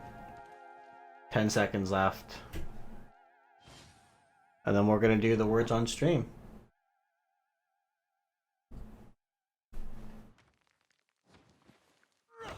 Still running engineer stuff. But not taking. Maybe trying to get more production. Yeah, he's conquistadors and he's going military engineer, so he's gonna look to hit somebody. Probably gonna tunnel. Either tunnel into Kree or tunnel. Try to tunnel a little bit into Gorgo.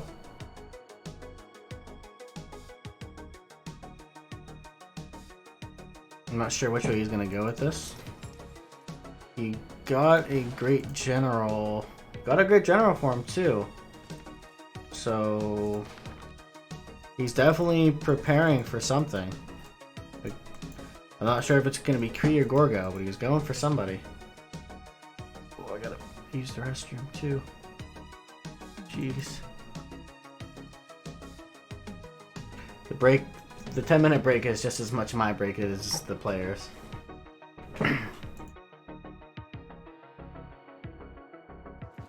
I should put an automatic break in at at specific turns for people. That way they don't have to worry about asking, they just know it's gonna happen. Yeah, Kree is pretty large. But Gorgo's not doing too bad either. They're all not doing too bad, actually.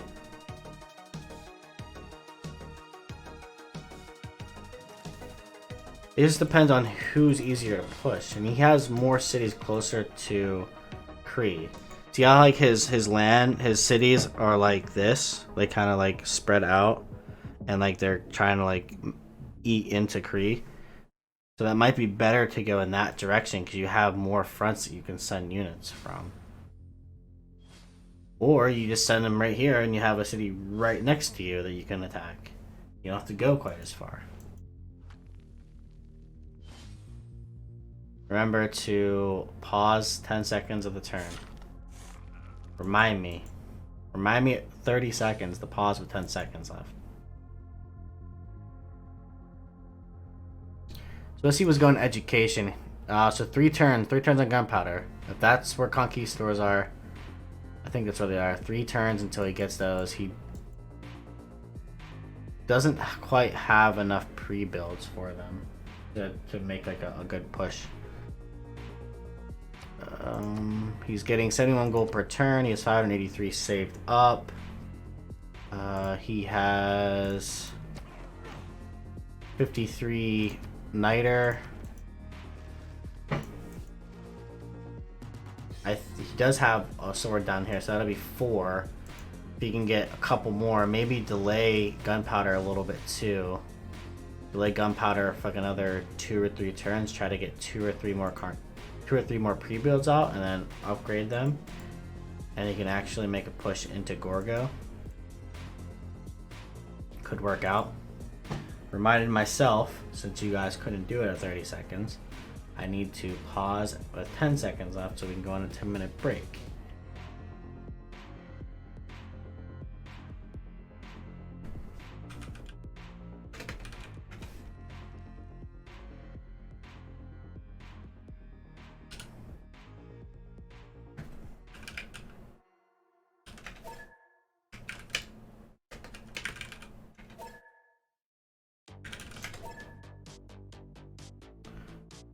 All right.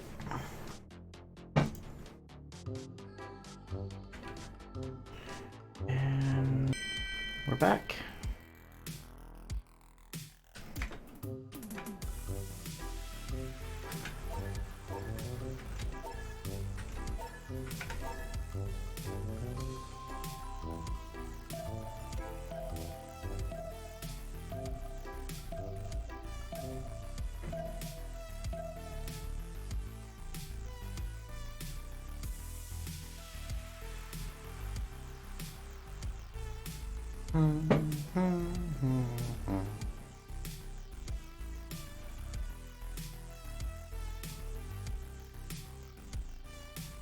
Alright, where were we?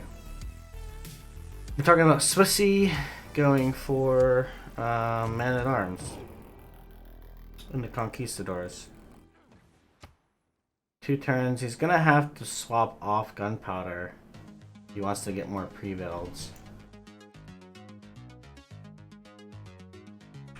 We have Kree trying to spread religion. Maybe they're trying to use that to get score. Right? Maybe that's how Kree is staying in 3rd with score. Just going for score with religion. That's only 10 points. Not much. Kree doing well. Scoreboard. Top 3. Swissy's number 2. Put Korea down.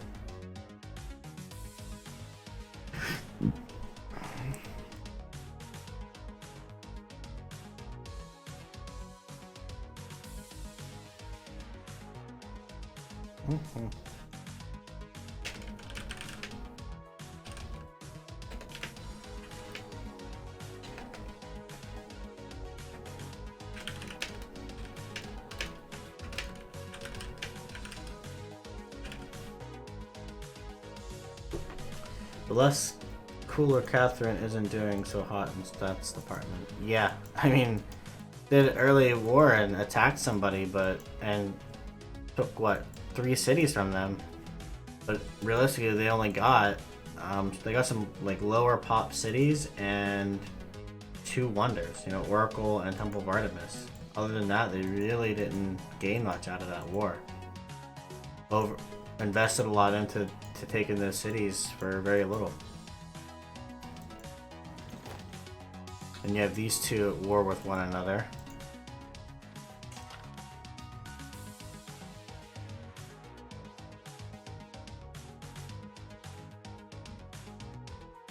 I don't think you can pull them off at all effectively. I really don't think in an FFA setting you don't want to do classical war. It's just not worth it. Obviously, if you're getting attacked, then yeah, you don't want to get taken over and you have to go into it. But to actively start a war with somebody in the classical era is just not a smart move. You want to just take land and get cities up, take land, and get districts down. But also be prepared for an attack. He finishes Gunpowder next turn. He's sending them toward Gorgo. Yep. He's gonna be able to get 4 Conquistadors. He's getting some Trebuchets that can be pre-builds in the Bombards. Not even gonna go for Kree.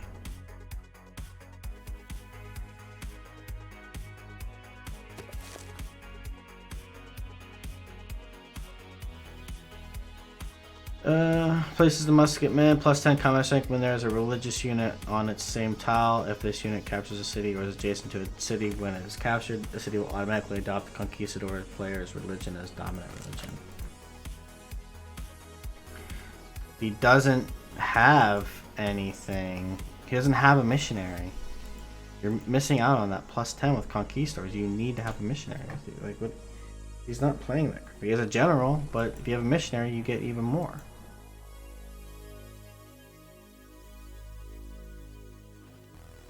He has a religion. He doesn't have any holy sites. He got religion from Stonehenge. He doesn't have any holy sites to get any missionaries. That's it.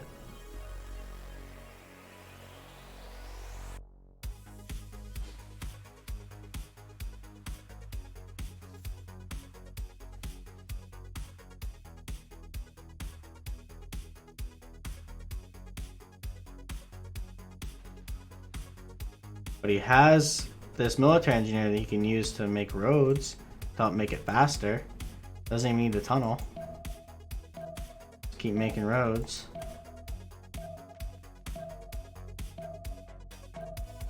What's going on over here? Kind of just a standstill now. They're at a standstill. Let's see if he upgrades into these.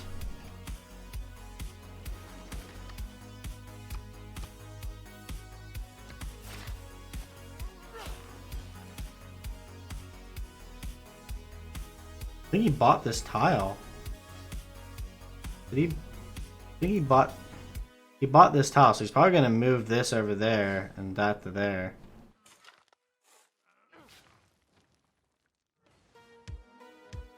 Yeah, well, he didn't get Crusade. Khmer took Crusade from him, but he also didn't go for Holy Site Religion to get it. But yeah.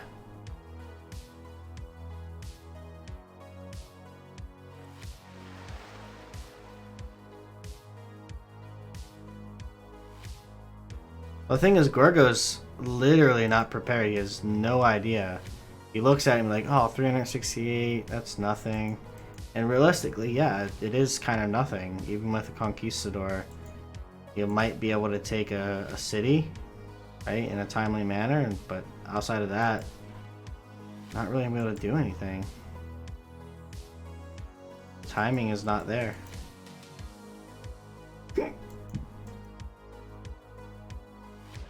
Oh, someone got ballistics. Cuirassiers with some Huachas and a general. General Huacha.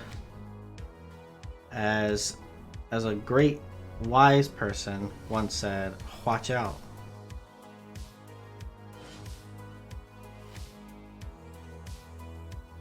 So you got yourselves Cuirassiers and Huacha with general. Khmer's gonna be hurting for a little bit. Building wonders. Going for wonders instead of units. But he doesn't need to build units, he has Grandmaster's Chapel, so he can just faith buy whatever he needs.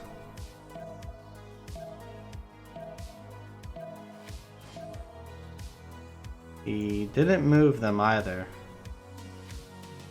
Guess he doesn't want to like show his cards quite yet. It's also getting a night.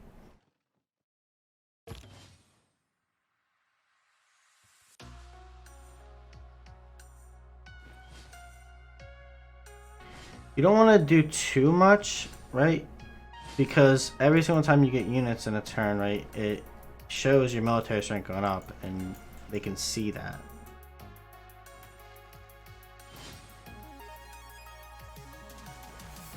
Like, you have another sword here, get this sword over here as well.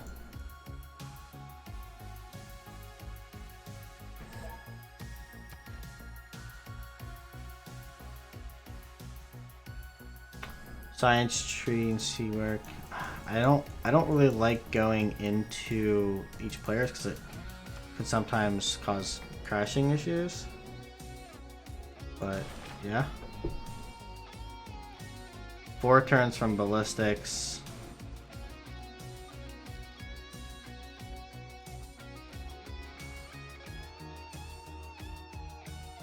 No printing.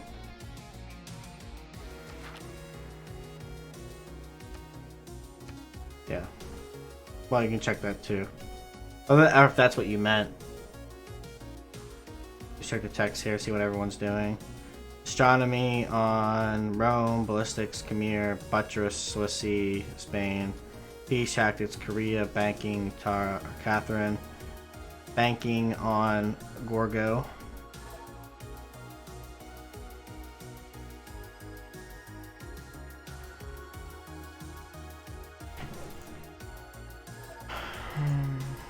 Well, there's only one France in the game now.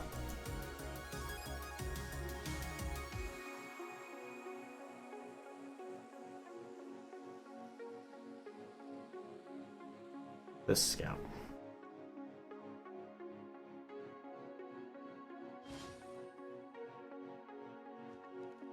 I don't know if anyone's going for a win condition yet. Like, what's the win condition?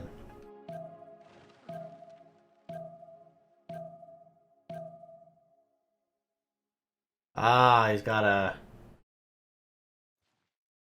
get a I'm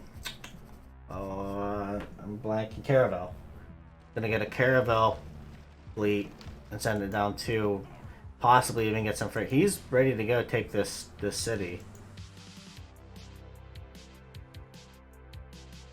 He might actually hit two fronts. He might actually hit this city with the conquistadors and the trebuchets, bombards possibly. And he's going to try to hit this coastal city with these units. Two possible frigates and caravel. Any more than that'd be an overinvestment navally. It's just he only has one.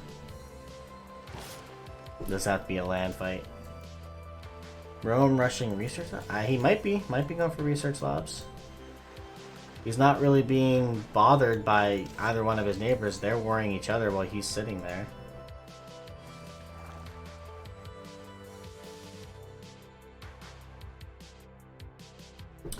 Yeah, I don't see this working out too well for Khmer. He's waiting to spend faith on cuirassiers. So he's ready for that. He got a musketman in there sitting for city strength, but yeah, he definitely needs line infantry and cuirassiers. Line infantry would be good. It's a good competitor. Yeah, if Spain, well, it doesn't need it because it's not there, right? If Spain had a missionary, the conquistadors would be crazy. They'd be crazy with the general, and they'd be crazy. I don't think he's trying to show. I think he's like trying to make sure like they're not gonna increase their military strength, but he's increasing his military strength. And this guy's going for this now. Like, it's kind of, you gotta figure things out. Audience chamber. Audience chamber turn 79? Turn 80, I mean? Wow. Wow. We'll see what he chooses next. That'll define what he thinks is going on.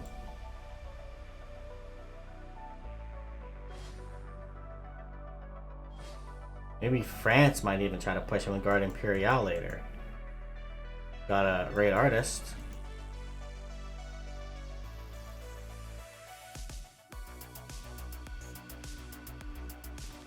And Khmer is getting bopped. Severely punished here. 2 more turns before ballistics pops.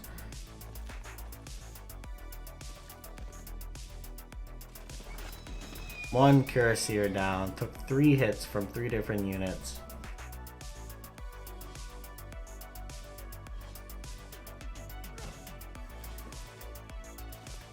Oof. Just back that off.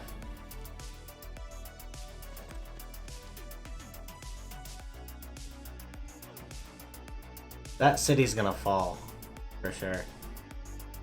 You gotta switch off the encampment. He has a unit sending on it. You're just gonna waste a turn.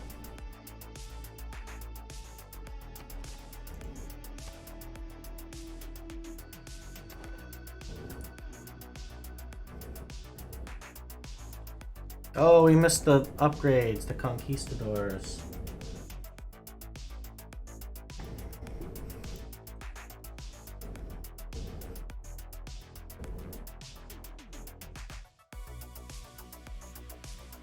We missed them.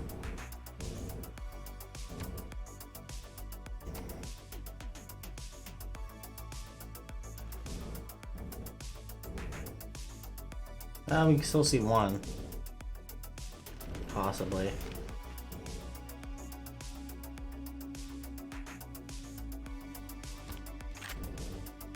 Base strength 58, plus 5 with the general. If you'd have had a missionary, they would be at 73 instead of 63. So 73 versus a 31 fortified hoplite. Did 1 hit kill.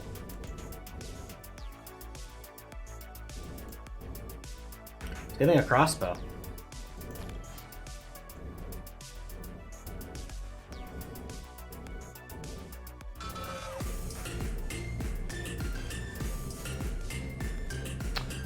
Flaxid Schlong. Welcome in. Thank you for the follow. You spelled flaccid wrong, by the way. It is 2 C's, not 1. And it is pronounced flaccid, not flaccid.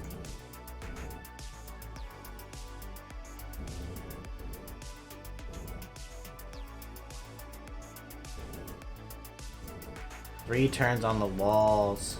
4 turns on the walls. I mean, he upgrades these 2 things. They'll be fine. Oh, we missed this one too. He moved in the city. Darn. Swissy's already ready. He's like, I got a trebuchet coming. No way. Sorry. Not happening. Oh, wait, he's building a preserve. Where are you building this preserve at?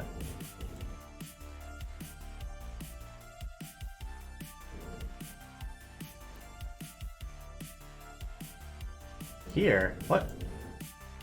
What? That does nothing. They need to be. I'm pretty sure they need to be breathtaking tiles, don't they?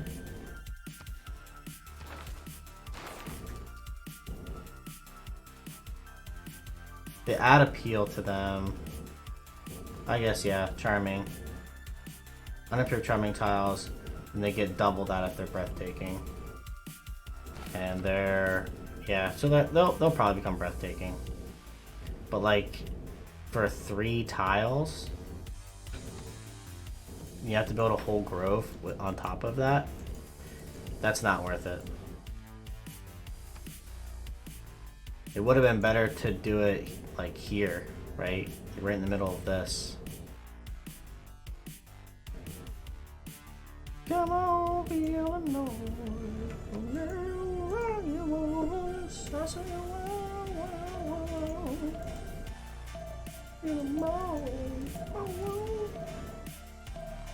Oh, there's the missionary. He's got a missionary.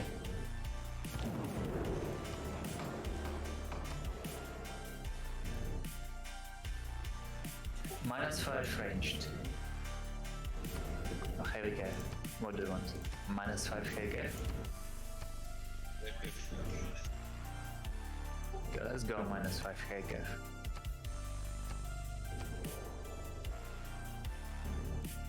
Does have a missionary. Deploy to Khmer as usual. Wait, no, it's Just trade rolls to Trajan. it didn't do anything. +3 intel. He also has he has +3, he has printing.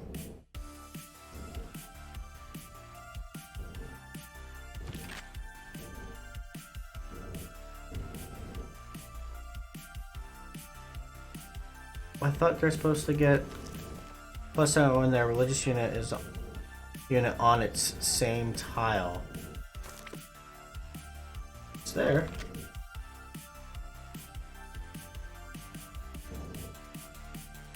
Huh.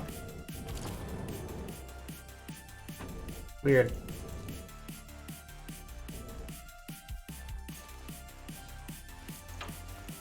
Oh, 2 hits the city, it's down. And immediately, whoa, I thought it was supposed to.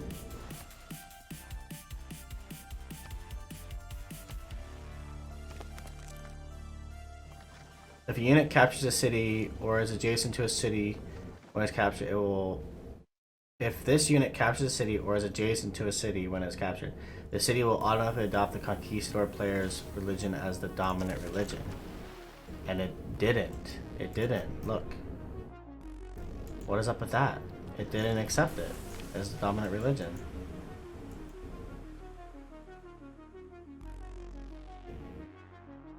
Right? Unless it needs to be. Unless you need to have it dominant in your city before it can do that. He does have a holy site up here. He actually did get one up here.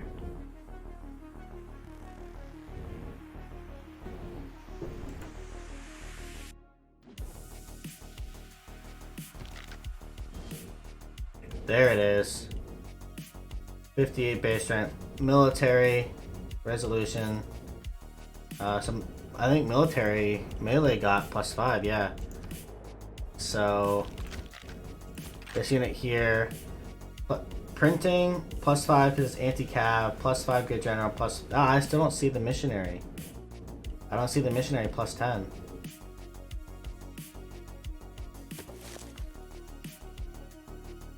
I don't see the missionary plus 10.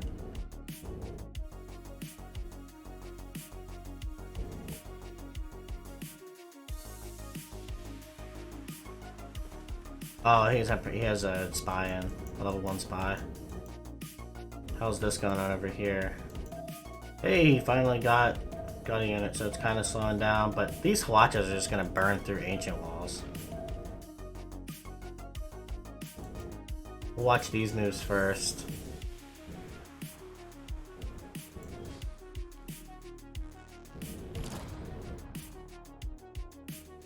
So the Hwachas will just burn through those walls. Plus he has a bombard ready.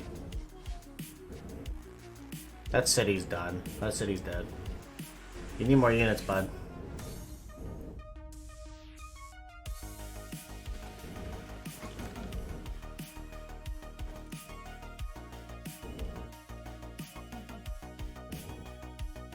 Alright, let's go over here. Smacked it with a Caravel fleet.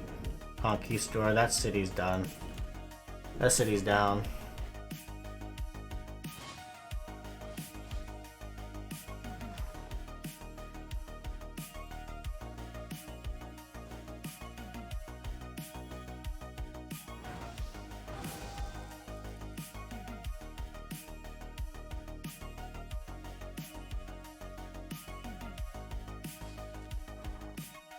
They're just like, oh, I'll just build walls. I don't defend me. I don't need units.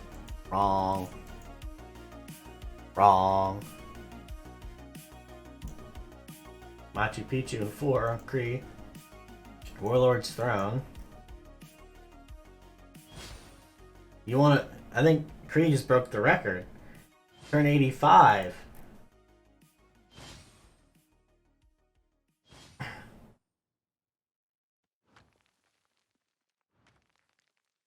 Turn 85 government building. Oh no, they don't have any unit of the era completely getting annihilated by these conquistadors, and it's gonna happen.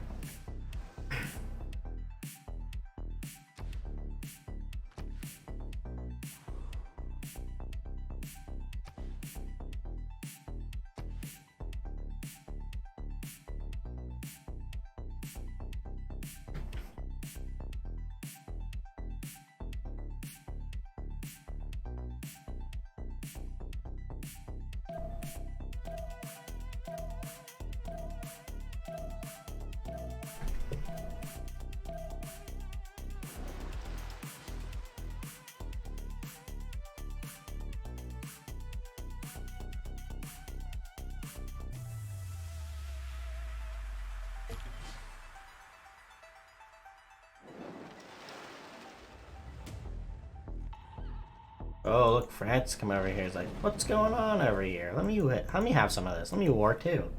Let me grab some cities. See what I can take. Village. That government plaza. That's a horrible government plaza too. Jeez. The government officials need to go hang out in the Coliseum. They gotta organize it. Rhodes is down. Come over here. Walls came up. Bombard hit pretty hard. Oh, he's cored up. He's got core units. Yeah, I think he'll be fine. He'll be fine. He can purchase the units, core them up. Machu Picchu 2. Oh no, Kree's not gonna get it. Kree's gotta chop. You gotta chop. You gotta move this builder here and chop that tile, and otherwise you're gonna miss out on it. Turn 85. Warlord's Throne. What did Swissy go? Where's his government plaza? Over here. Wow. This cap's here. Probably this is 4th city. He went Warlord's Throne Intelligence Agency, and he actually has a really good one. Did the triangle here.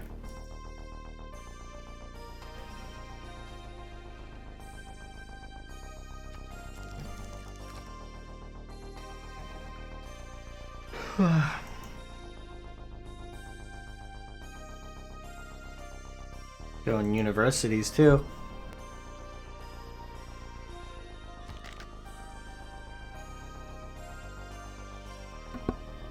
Yep.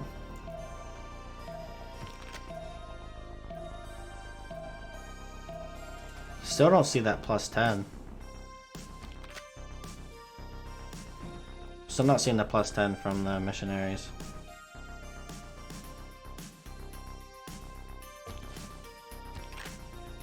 No, it's not there.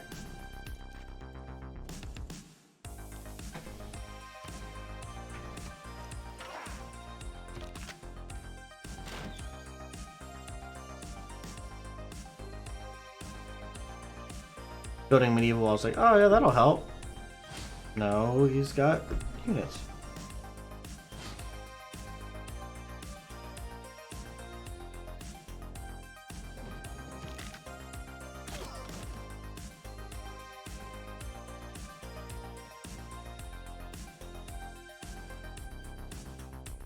Why aren't you? You need to pillage this. Pillage is that's when this city falls. That government plaza goes away. Another lesson: if you see government plaza, pillage it because that's missed out culture for pillaging.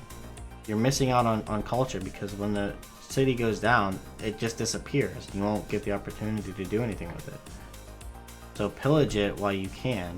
Get that culture. Get that boost of culture. And he builds a preserve here.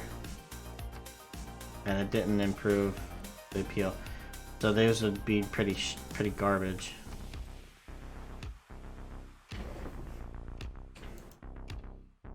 Well, I mean, France is over here saying, "All right, he's making progress over there. I want to grab up some of these cities if I can."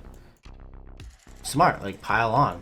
You know, it's unfortunate, but if you're getting beat down and you don't have the defense to do it on both fronts, yeah, you can probably steal some cities from somebody.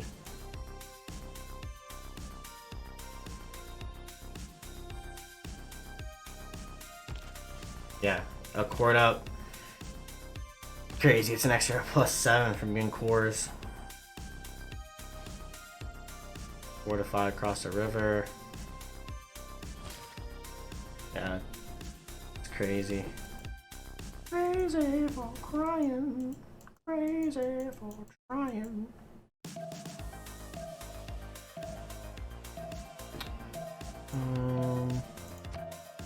They're at nationalism, so 11 turns. 11 turns.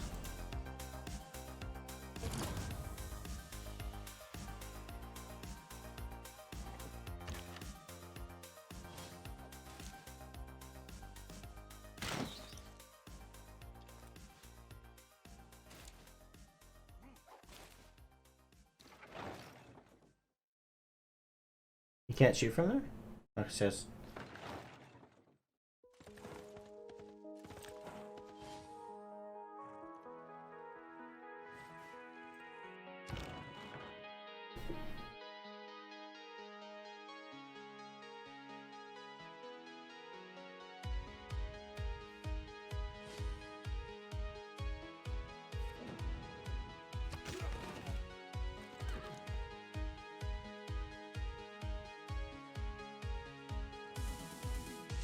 Yeah, this city will eventually fall.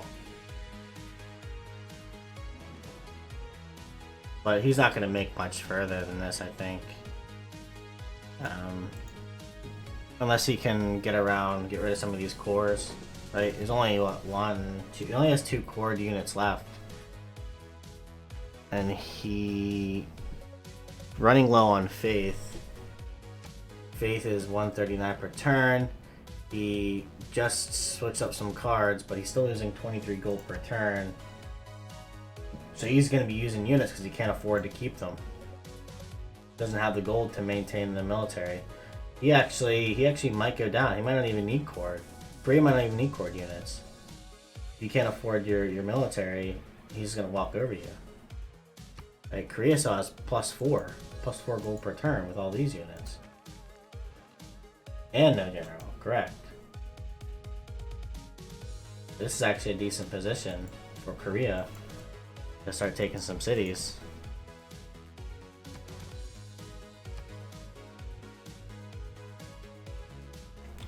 And the thing is, Florida man can't call for a CC unless he wants to CC to somebody else. And I'm not sure. Swissy has the veto, and he'll veto that quick because he's killing Gorgo. I want to see what happens to these medieval walls.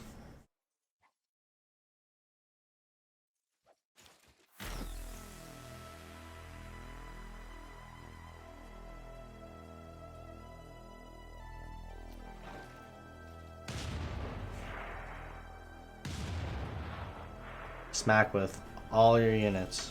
Boom. Boom. Boom. He's like, I got that one locked down.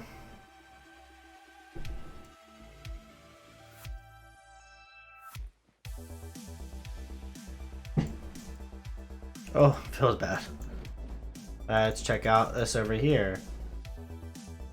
Looks like he fortified up. Probably gonna try to heal.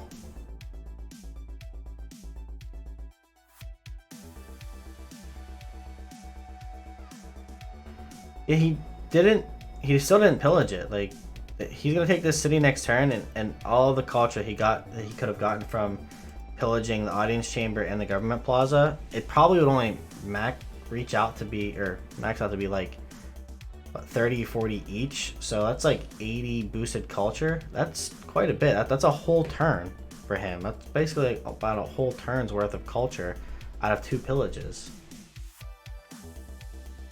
But at least pillage stuff that you otherwise you can't get. Like, I understand not wanting to pillage like a camp or something because you don't want to take time to repair it.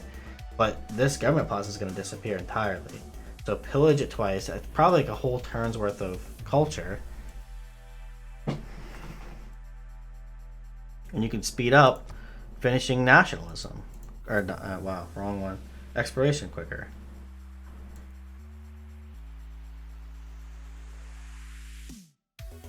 And he should be bringing this quadrime. He should upgrade that quadrime into a frigate, and actually be bringing that all the way around here, so he can like shoot this.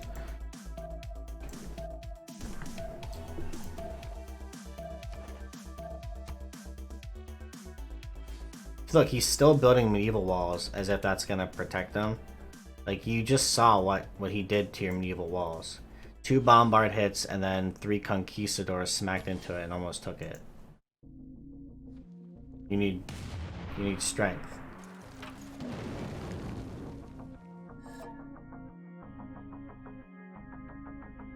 So 1, 2, 3. 3 out of 5. I don't think that's good enough.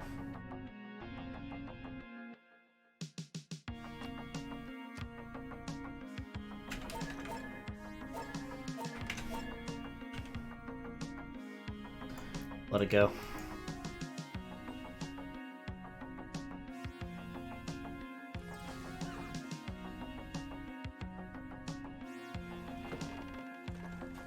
Oh no, he did. He lost this one too. That would have been... Proud that he lost this one too.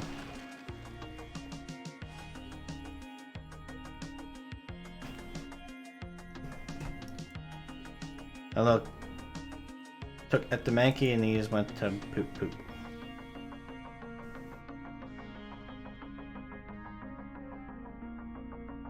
Yeah, entertainment. Now he has Coliseum. Oh, I gotta mark that down. 88. Gorgo.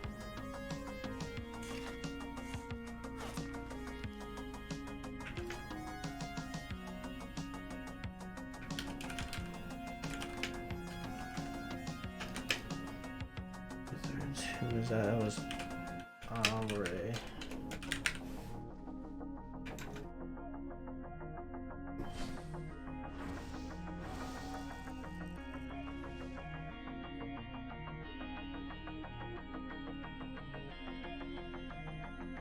He has a knight coming, but he definitely should have pillaged the government plaza because now it's gone. He has no use out of it.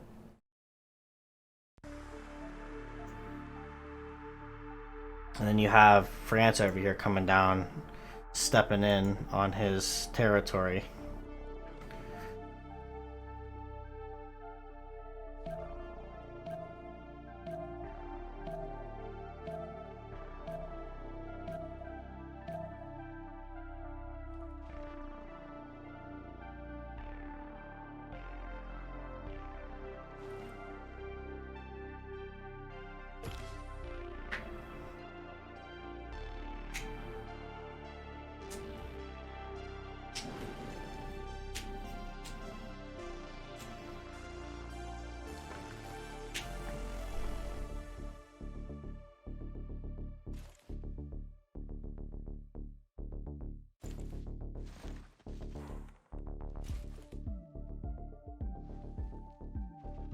Oh, we missed this. Korea took a city. Come here. Line infantry in 4. Next turn, line infantry. He just doesn't. Now he has some gold to deal with it, but once he gets more units, it's not going to be that way. And you're building in a military academy that costs more gold maintenance that you don't have. You're already struggling on gold maintenance. Watermill. What's up with that?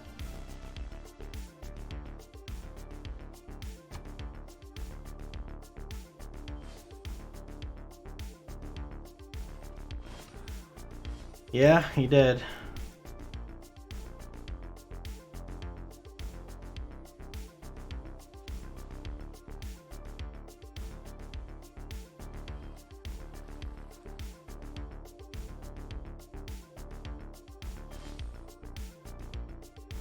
Projecting for another general. Seems like.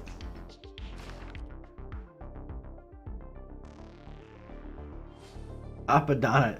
Turn 89. No one's finished Apadana. Knowledge agency.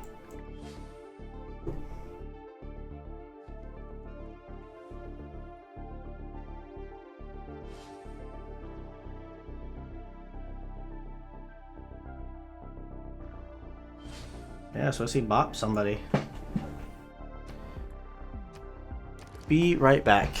We will put it here to watch more of that.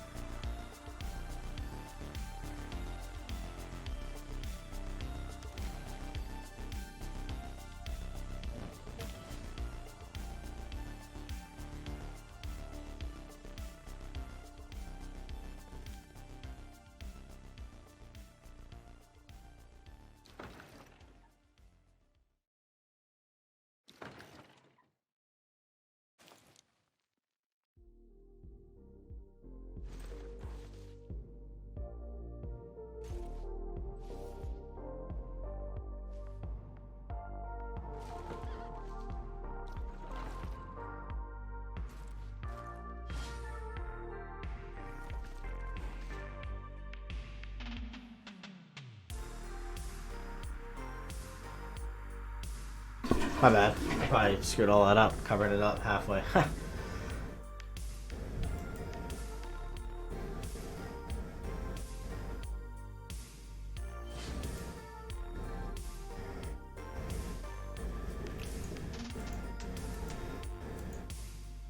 The one city strat of getting Etamaki did not pay off in the long run.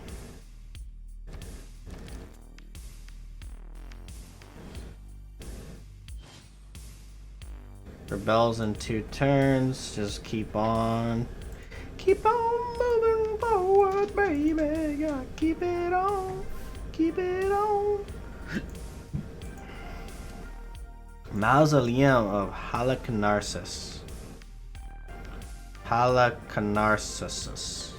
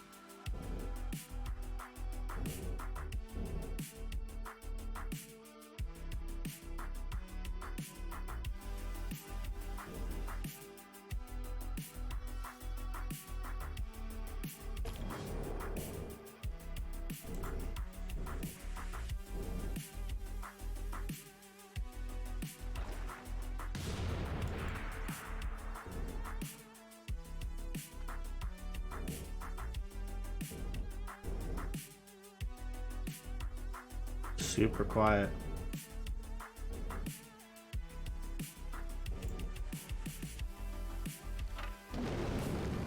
Nice. One more city of Gorgo and it's gone. Gone like a freight train, gone like yesterday, gone like a soldier in the Civil War. Yeah, kind of got shammed here, right? France came down and took 2 of these cities, so now they might want to butt heads.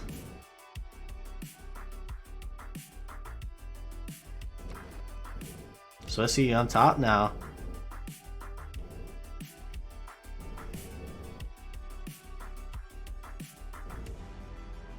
Pretty cool. See Swissy on top for once.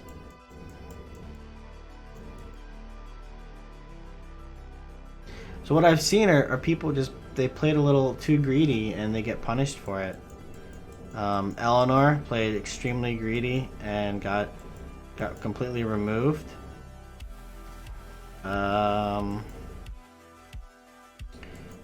Gorgo played a little bit greedy. Obviously conquistadors are really strong. And then, oh, Mausoleum. Oh no, Rome, you're not getting that one. But yeah, it feels bad on that part. Apadana was finished. But yeah, Gorgo played a little bit greedy, especially with the one city in Etamaki. I don't think that was ever worth it. What they did, it wasn't worth it. Even with reeds and marshes, I think they really went into that with just because of this little start here. I just don't think it was the right call. And eventually they lagged behind. That was time for Swissy to build up. And then he obviously didn't care to notice that the military strength was going up gradually and that potentially something could happen and didn't have units prepared. Yeah. It's something you got to pay attention to these numbers up here. When you're playing, pay attention to your neighbor, see what's going on. And then also you can come in here and you can look at the overall or look at someone's score. You can open this up and you can see like how many techs they have, and you can kind of determine how many technologies have been completed or even how many civics have been completed, and you can kind of guess as to where they might be in each of those trees just based on that number.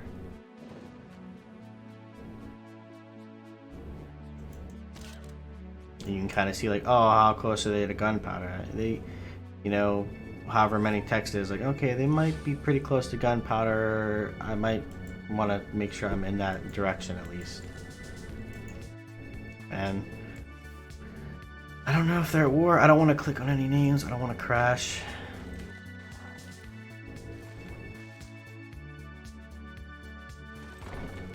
I think Swissy has this game in the bag. Korea realistically took Florida Man out of the running. Swissy ate up a player. What's surprising though, people are saying, oh, when you have this low amount of players in a lobby, someone gets like an early kill on somebody and then like they just run away with the game. Not the case this game. Catherine took out Eleanor relatively quickly. It was actually turn... What turn was it? Oh wow, I didn't keep track of that.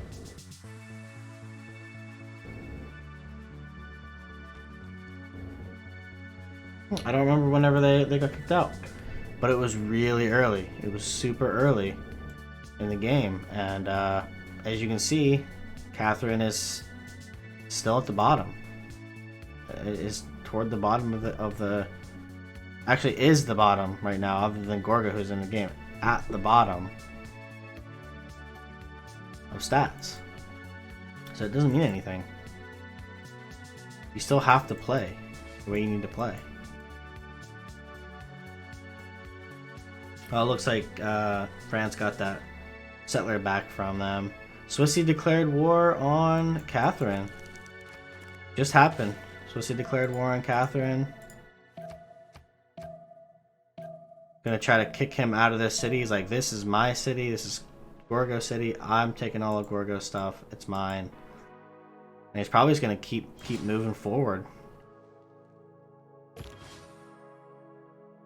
He has the conquistadors to do it. He has the tech advantage. He can just keep moving forward with his conquest here.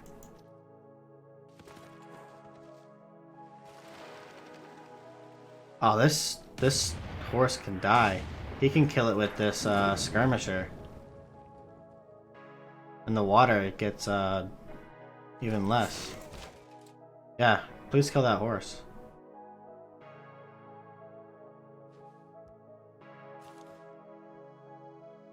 Watermill. Watermill? What is up with that?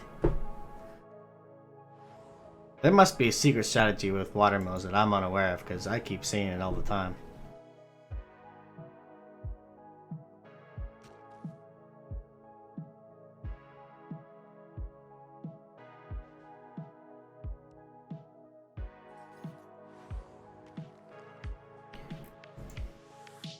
I guess, yeah, you get something from that, but it's one.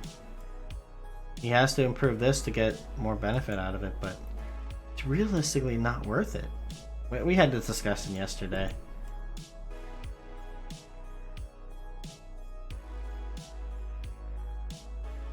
I only see one maze. Wheat and a maze.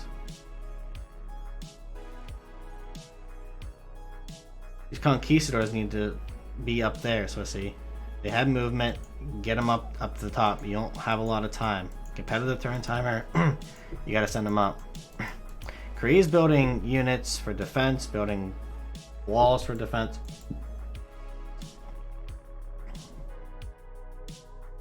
Not sure why you're gonna go. See, don't waste your production on Renaissance walls. I've never seen people do that. You're building these walls, you don't need to. Right? You're not being pushed right now. You have 100 science. You're teching into ballistics. You'll be fine. You can get units if you need to defend and wait till you get steel. I guess, yeah. But is it really worth the production? Is it worth the investment? Not sure. Look, another watermill. Let's see what it does to this maze. This watermill.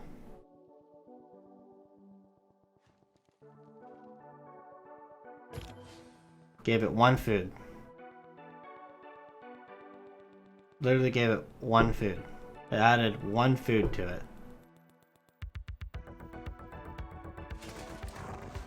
That's not worth it. Watermills are not worth it. Other than the boost, maybe. Watermills should give production.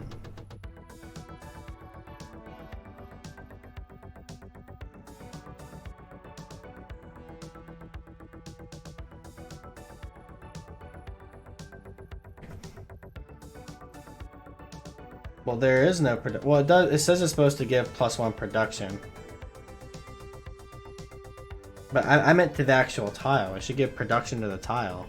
Obviously, you get the food and the production in the city center, but like the actual tile that you improve.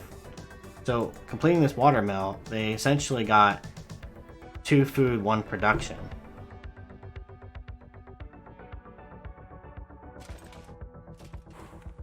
Two food, 1 production for. I think we figured out it was 80 base production, so 40 online. So for 40 production, you're getting 2 food, 1 production. It pays off in 40 turns.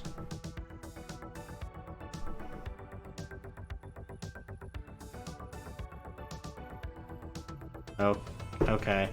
So you're getting 3 food, 1 production. The point is, the investment, you're getting 1 production. It's going to take you 40 turns to get it. To get back your investment on that.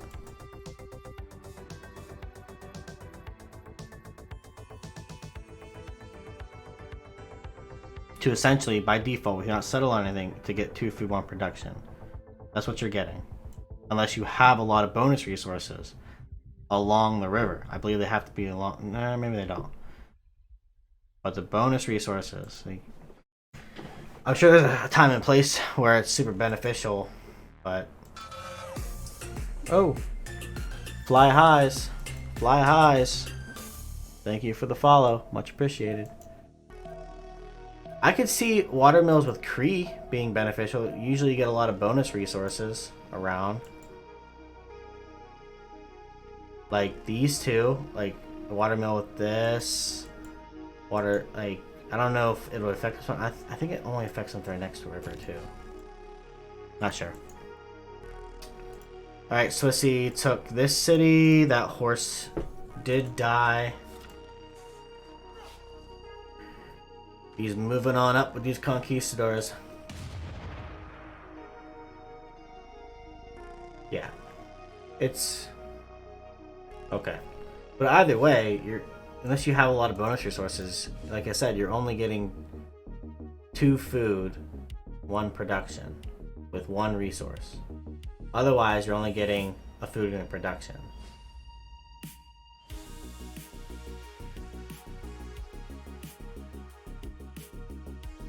It's not like a monument where it's pretty good in like every city. Oof. I feel like if you gave watermills, if they gave, I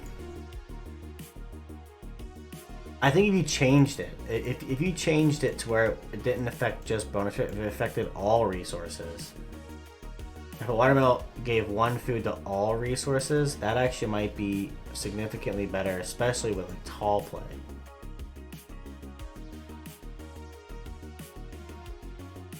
If it just ignored the fact that it was a bonus resource and just went to all resources, it'd probably be better.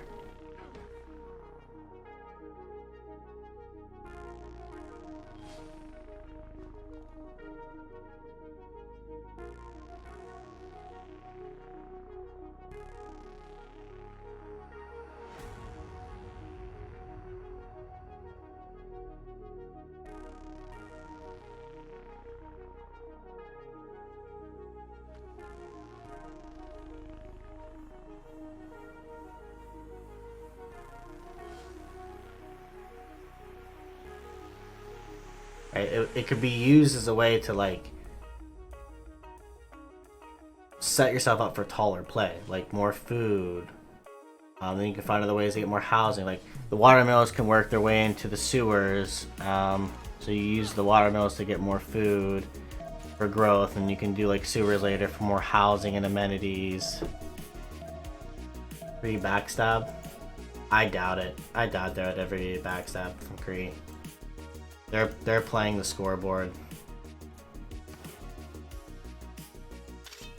I had no idea where this game was gonna go.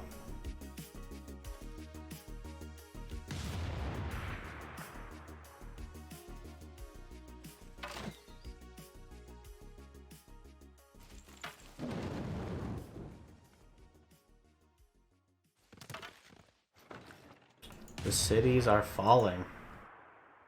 Conquistadors are running amok. Oh, it looks like they raised that city. He took it back, the free city, and just raised it. Oh, look at the line infantry corps is coming.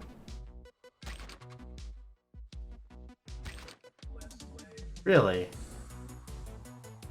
Great, the general makes such a huge difference.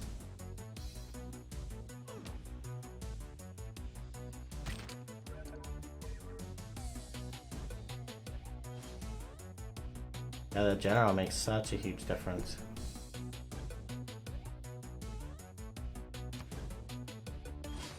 I still think Khmer would have had a much better chance at getting a couple extra cities if he'd just attacked Rome instead of Korea.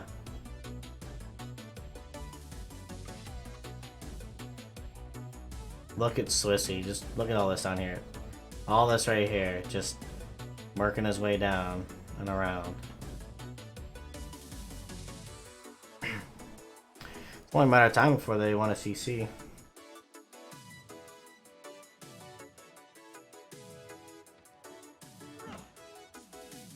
Look, Korea's like, I'm all down here. I'm gonna bring Florida Man down with me. See, I thought these guys were gonna be alright over here. I guess realistically, yeah, these two kind of spawned away from everyone over here. They kind of were set up that way. Right, easy free sim hack, but I mean, doing all right.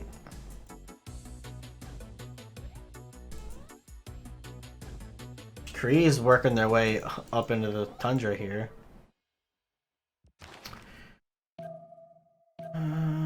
What's the culture? Culture is low, diplomacy low, science, religion. There's no win condition for anybody.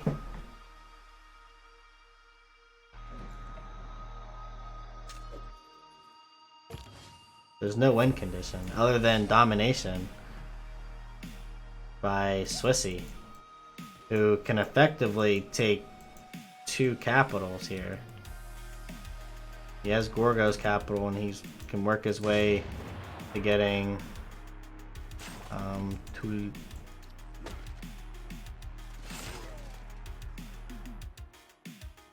why is he running court festivals? Like, stop.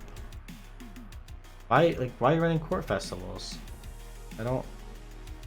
You're getting pushed with conquistadors. Get units. Well, now they're line infantry.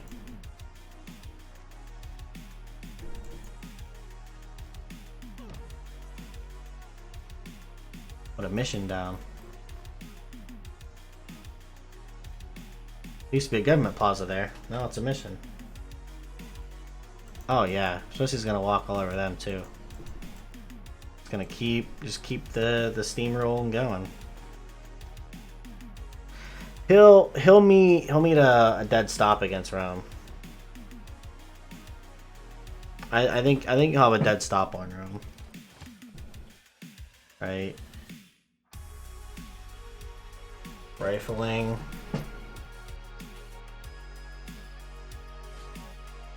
He might be able to do tanks on him, but Rome's getting ready for all that. I don't think he's gonna be able to do much. I think he's gonna get through France. That's gonna be it. They'll probably want a CC at that point.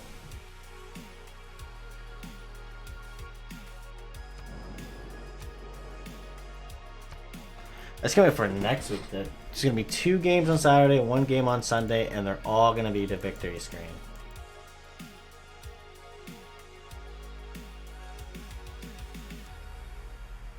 I might even make it. I should make it max 200 turns though.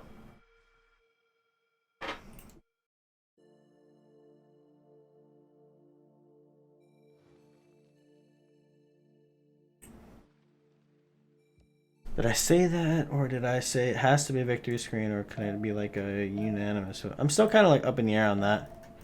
It's the first time I'm doing that.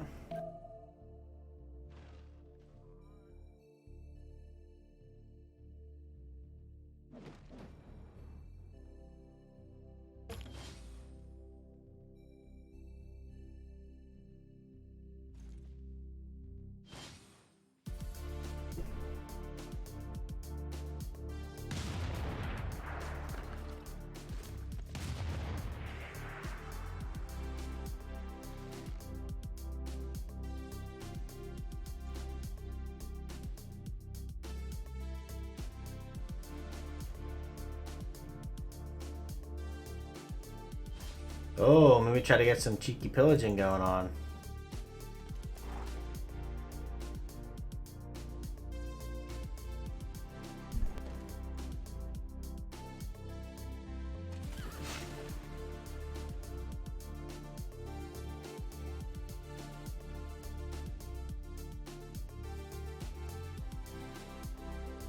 You're right. Probably get wrecked by, yeah, 127 compared to 55. Fascism. He's not even in a nationalism though. So we'll see is. But yeah, probably fascism, tanks. Will do a lot of damage to Rome. At that point, they'll, like I said, they'll probably want to do a CC.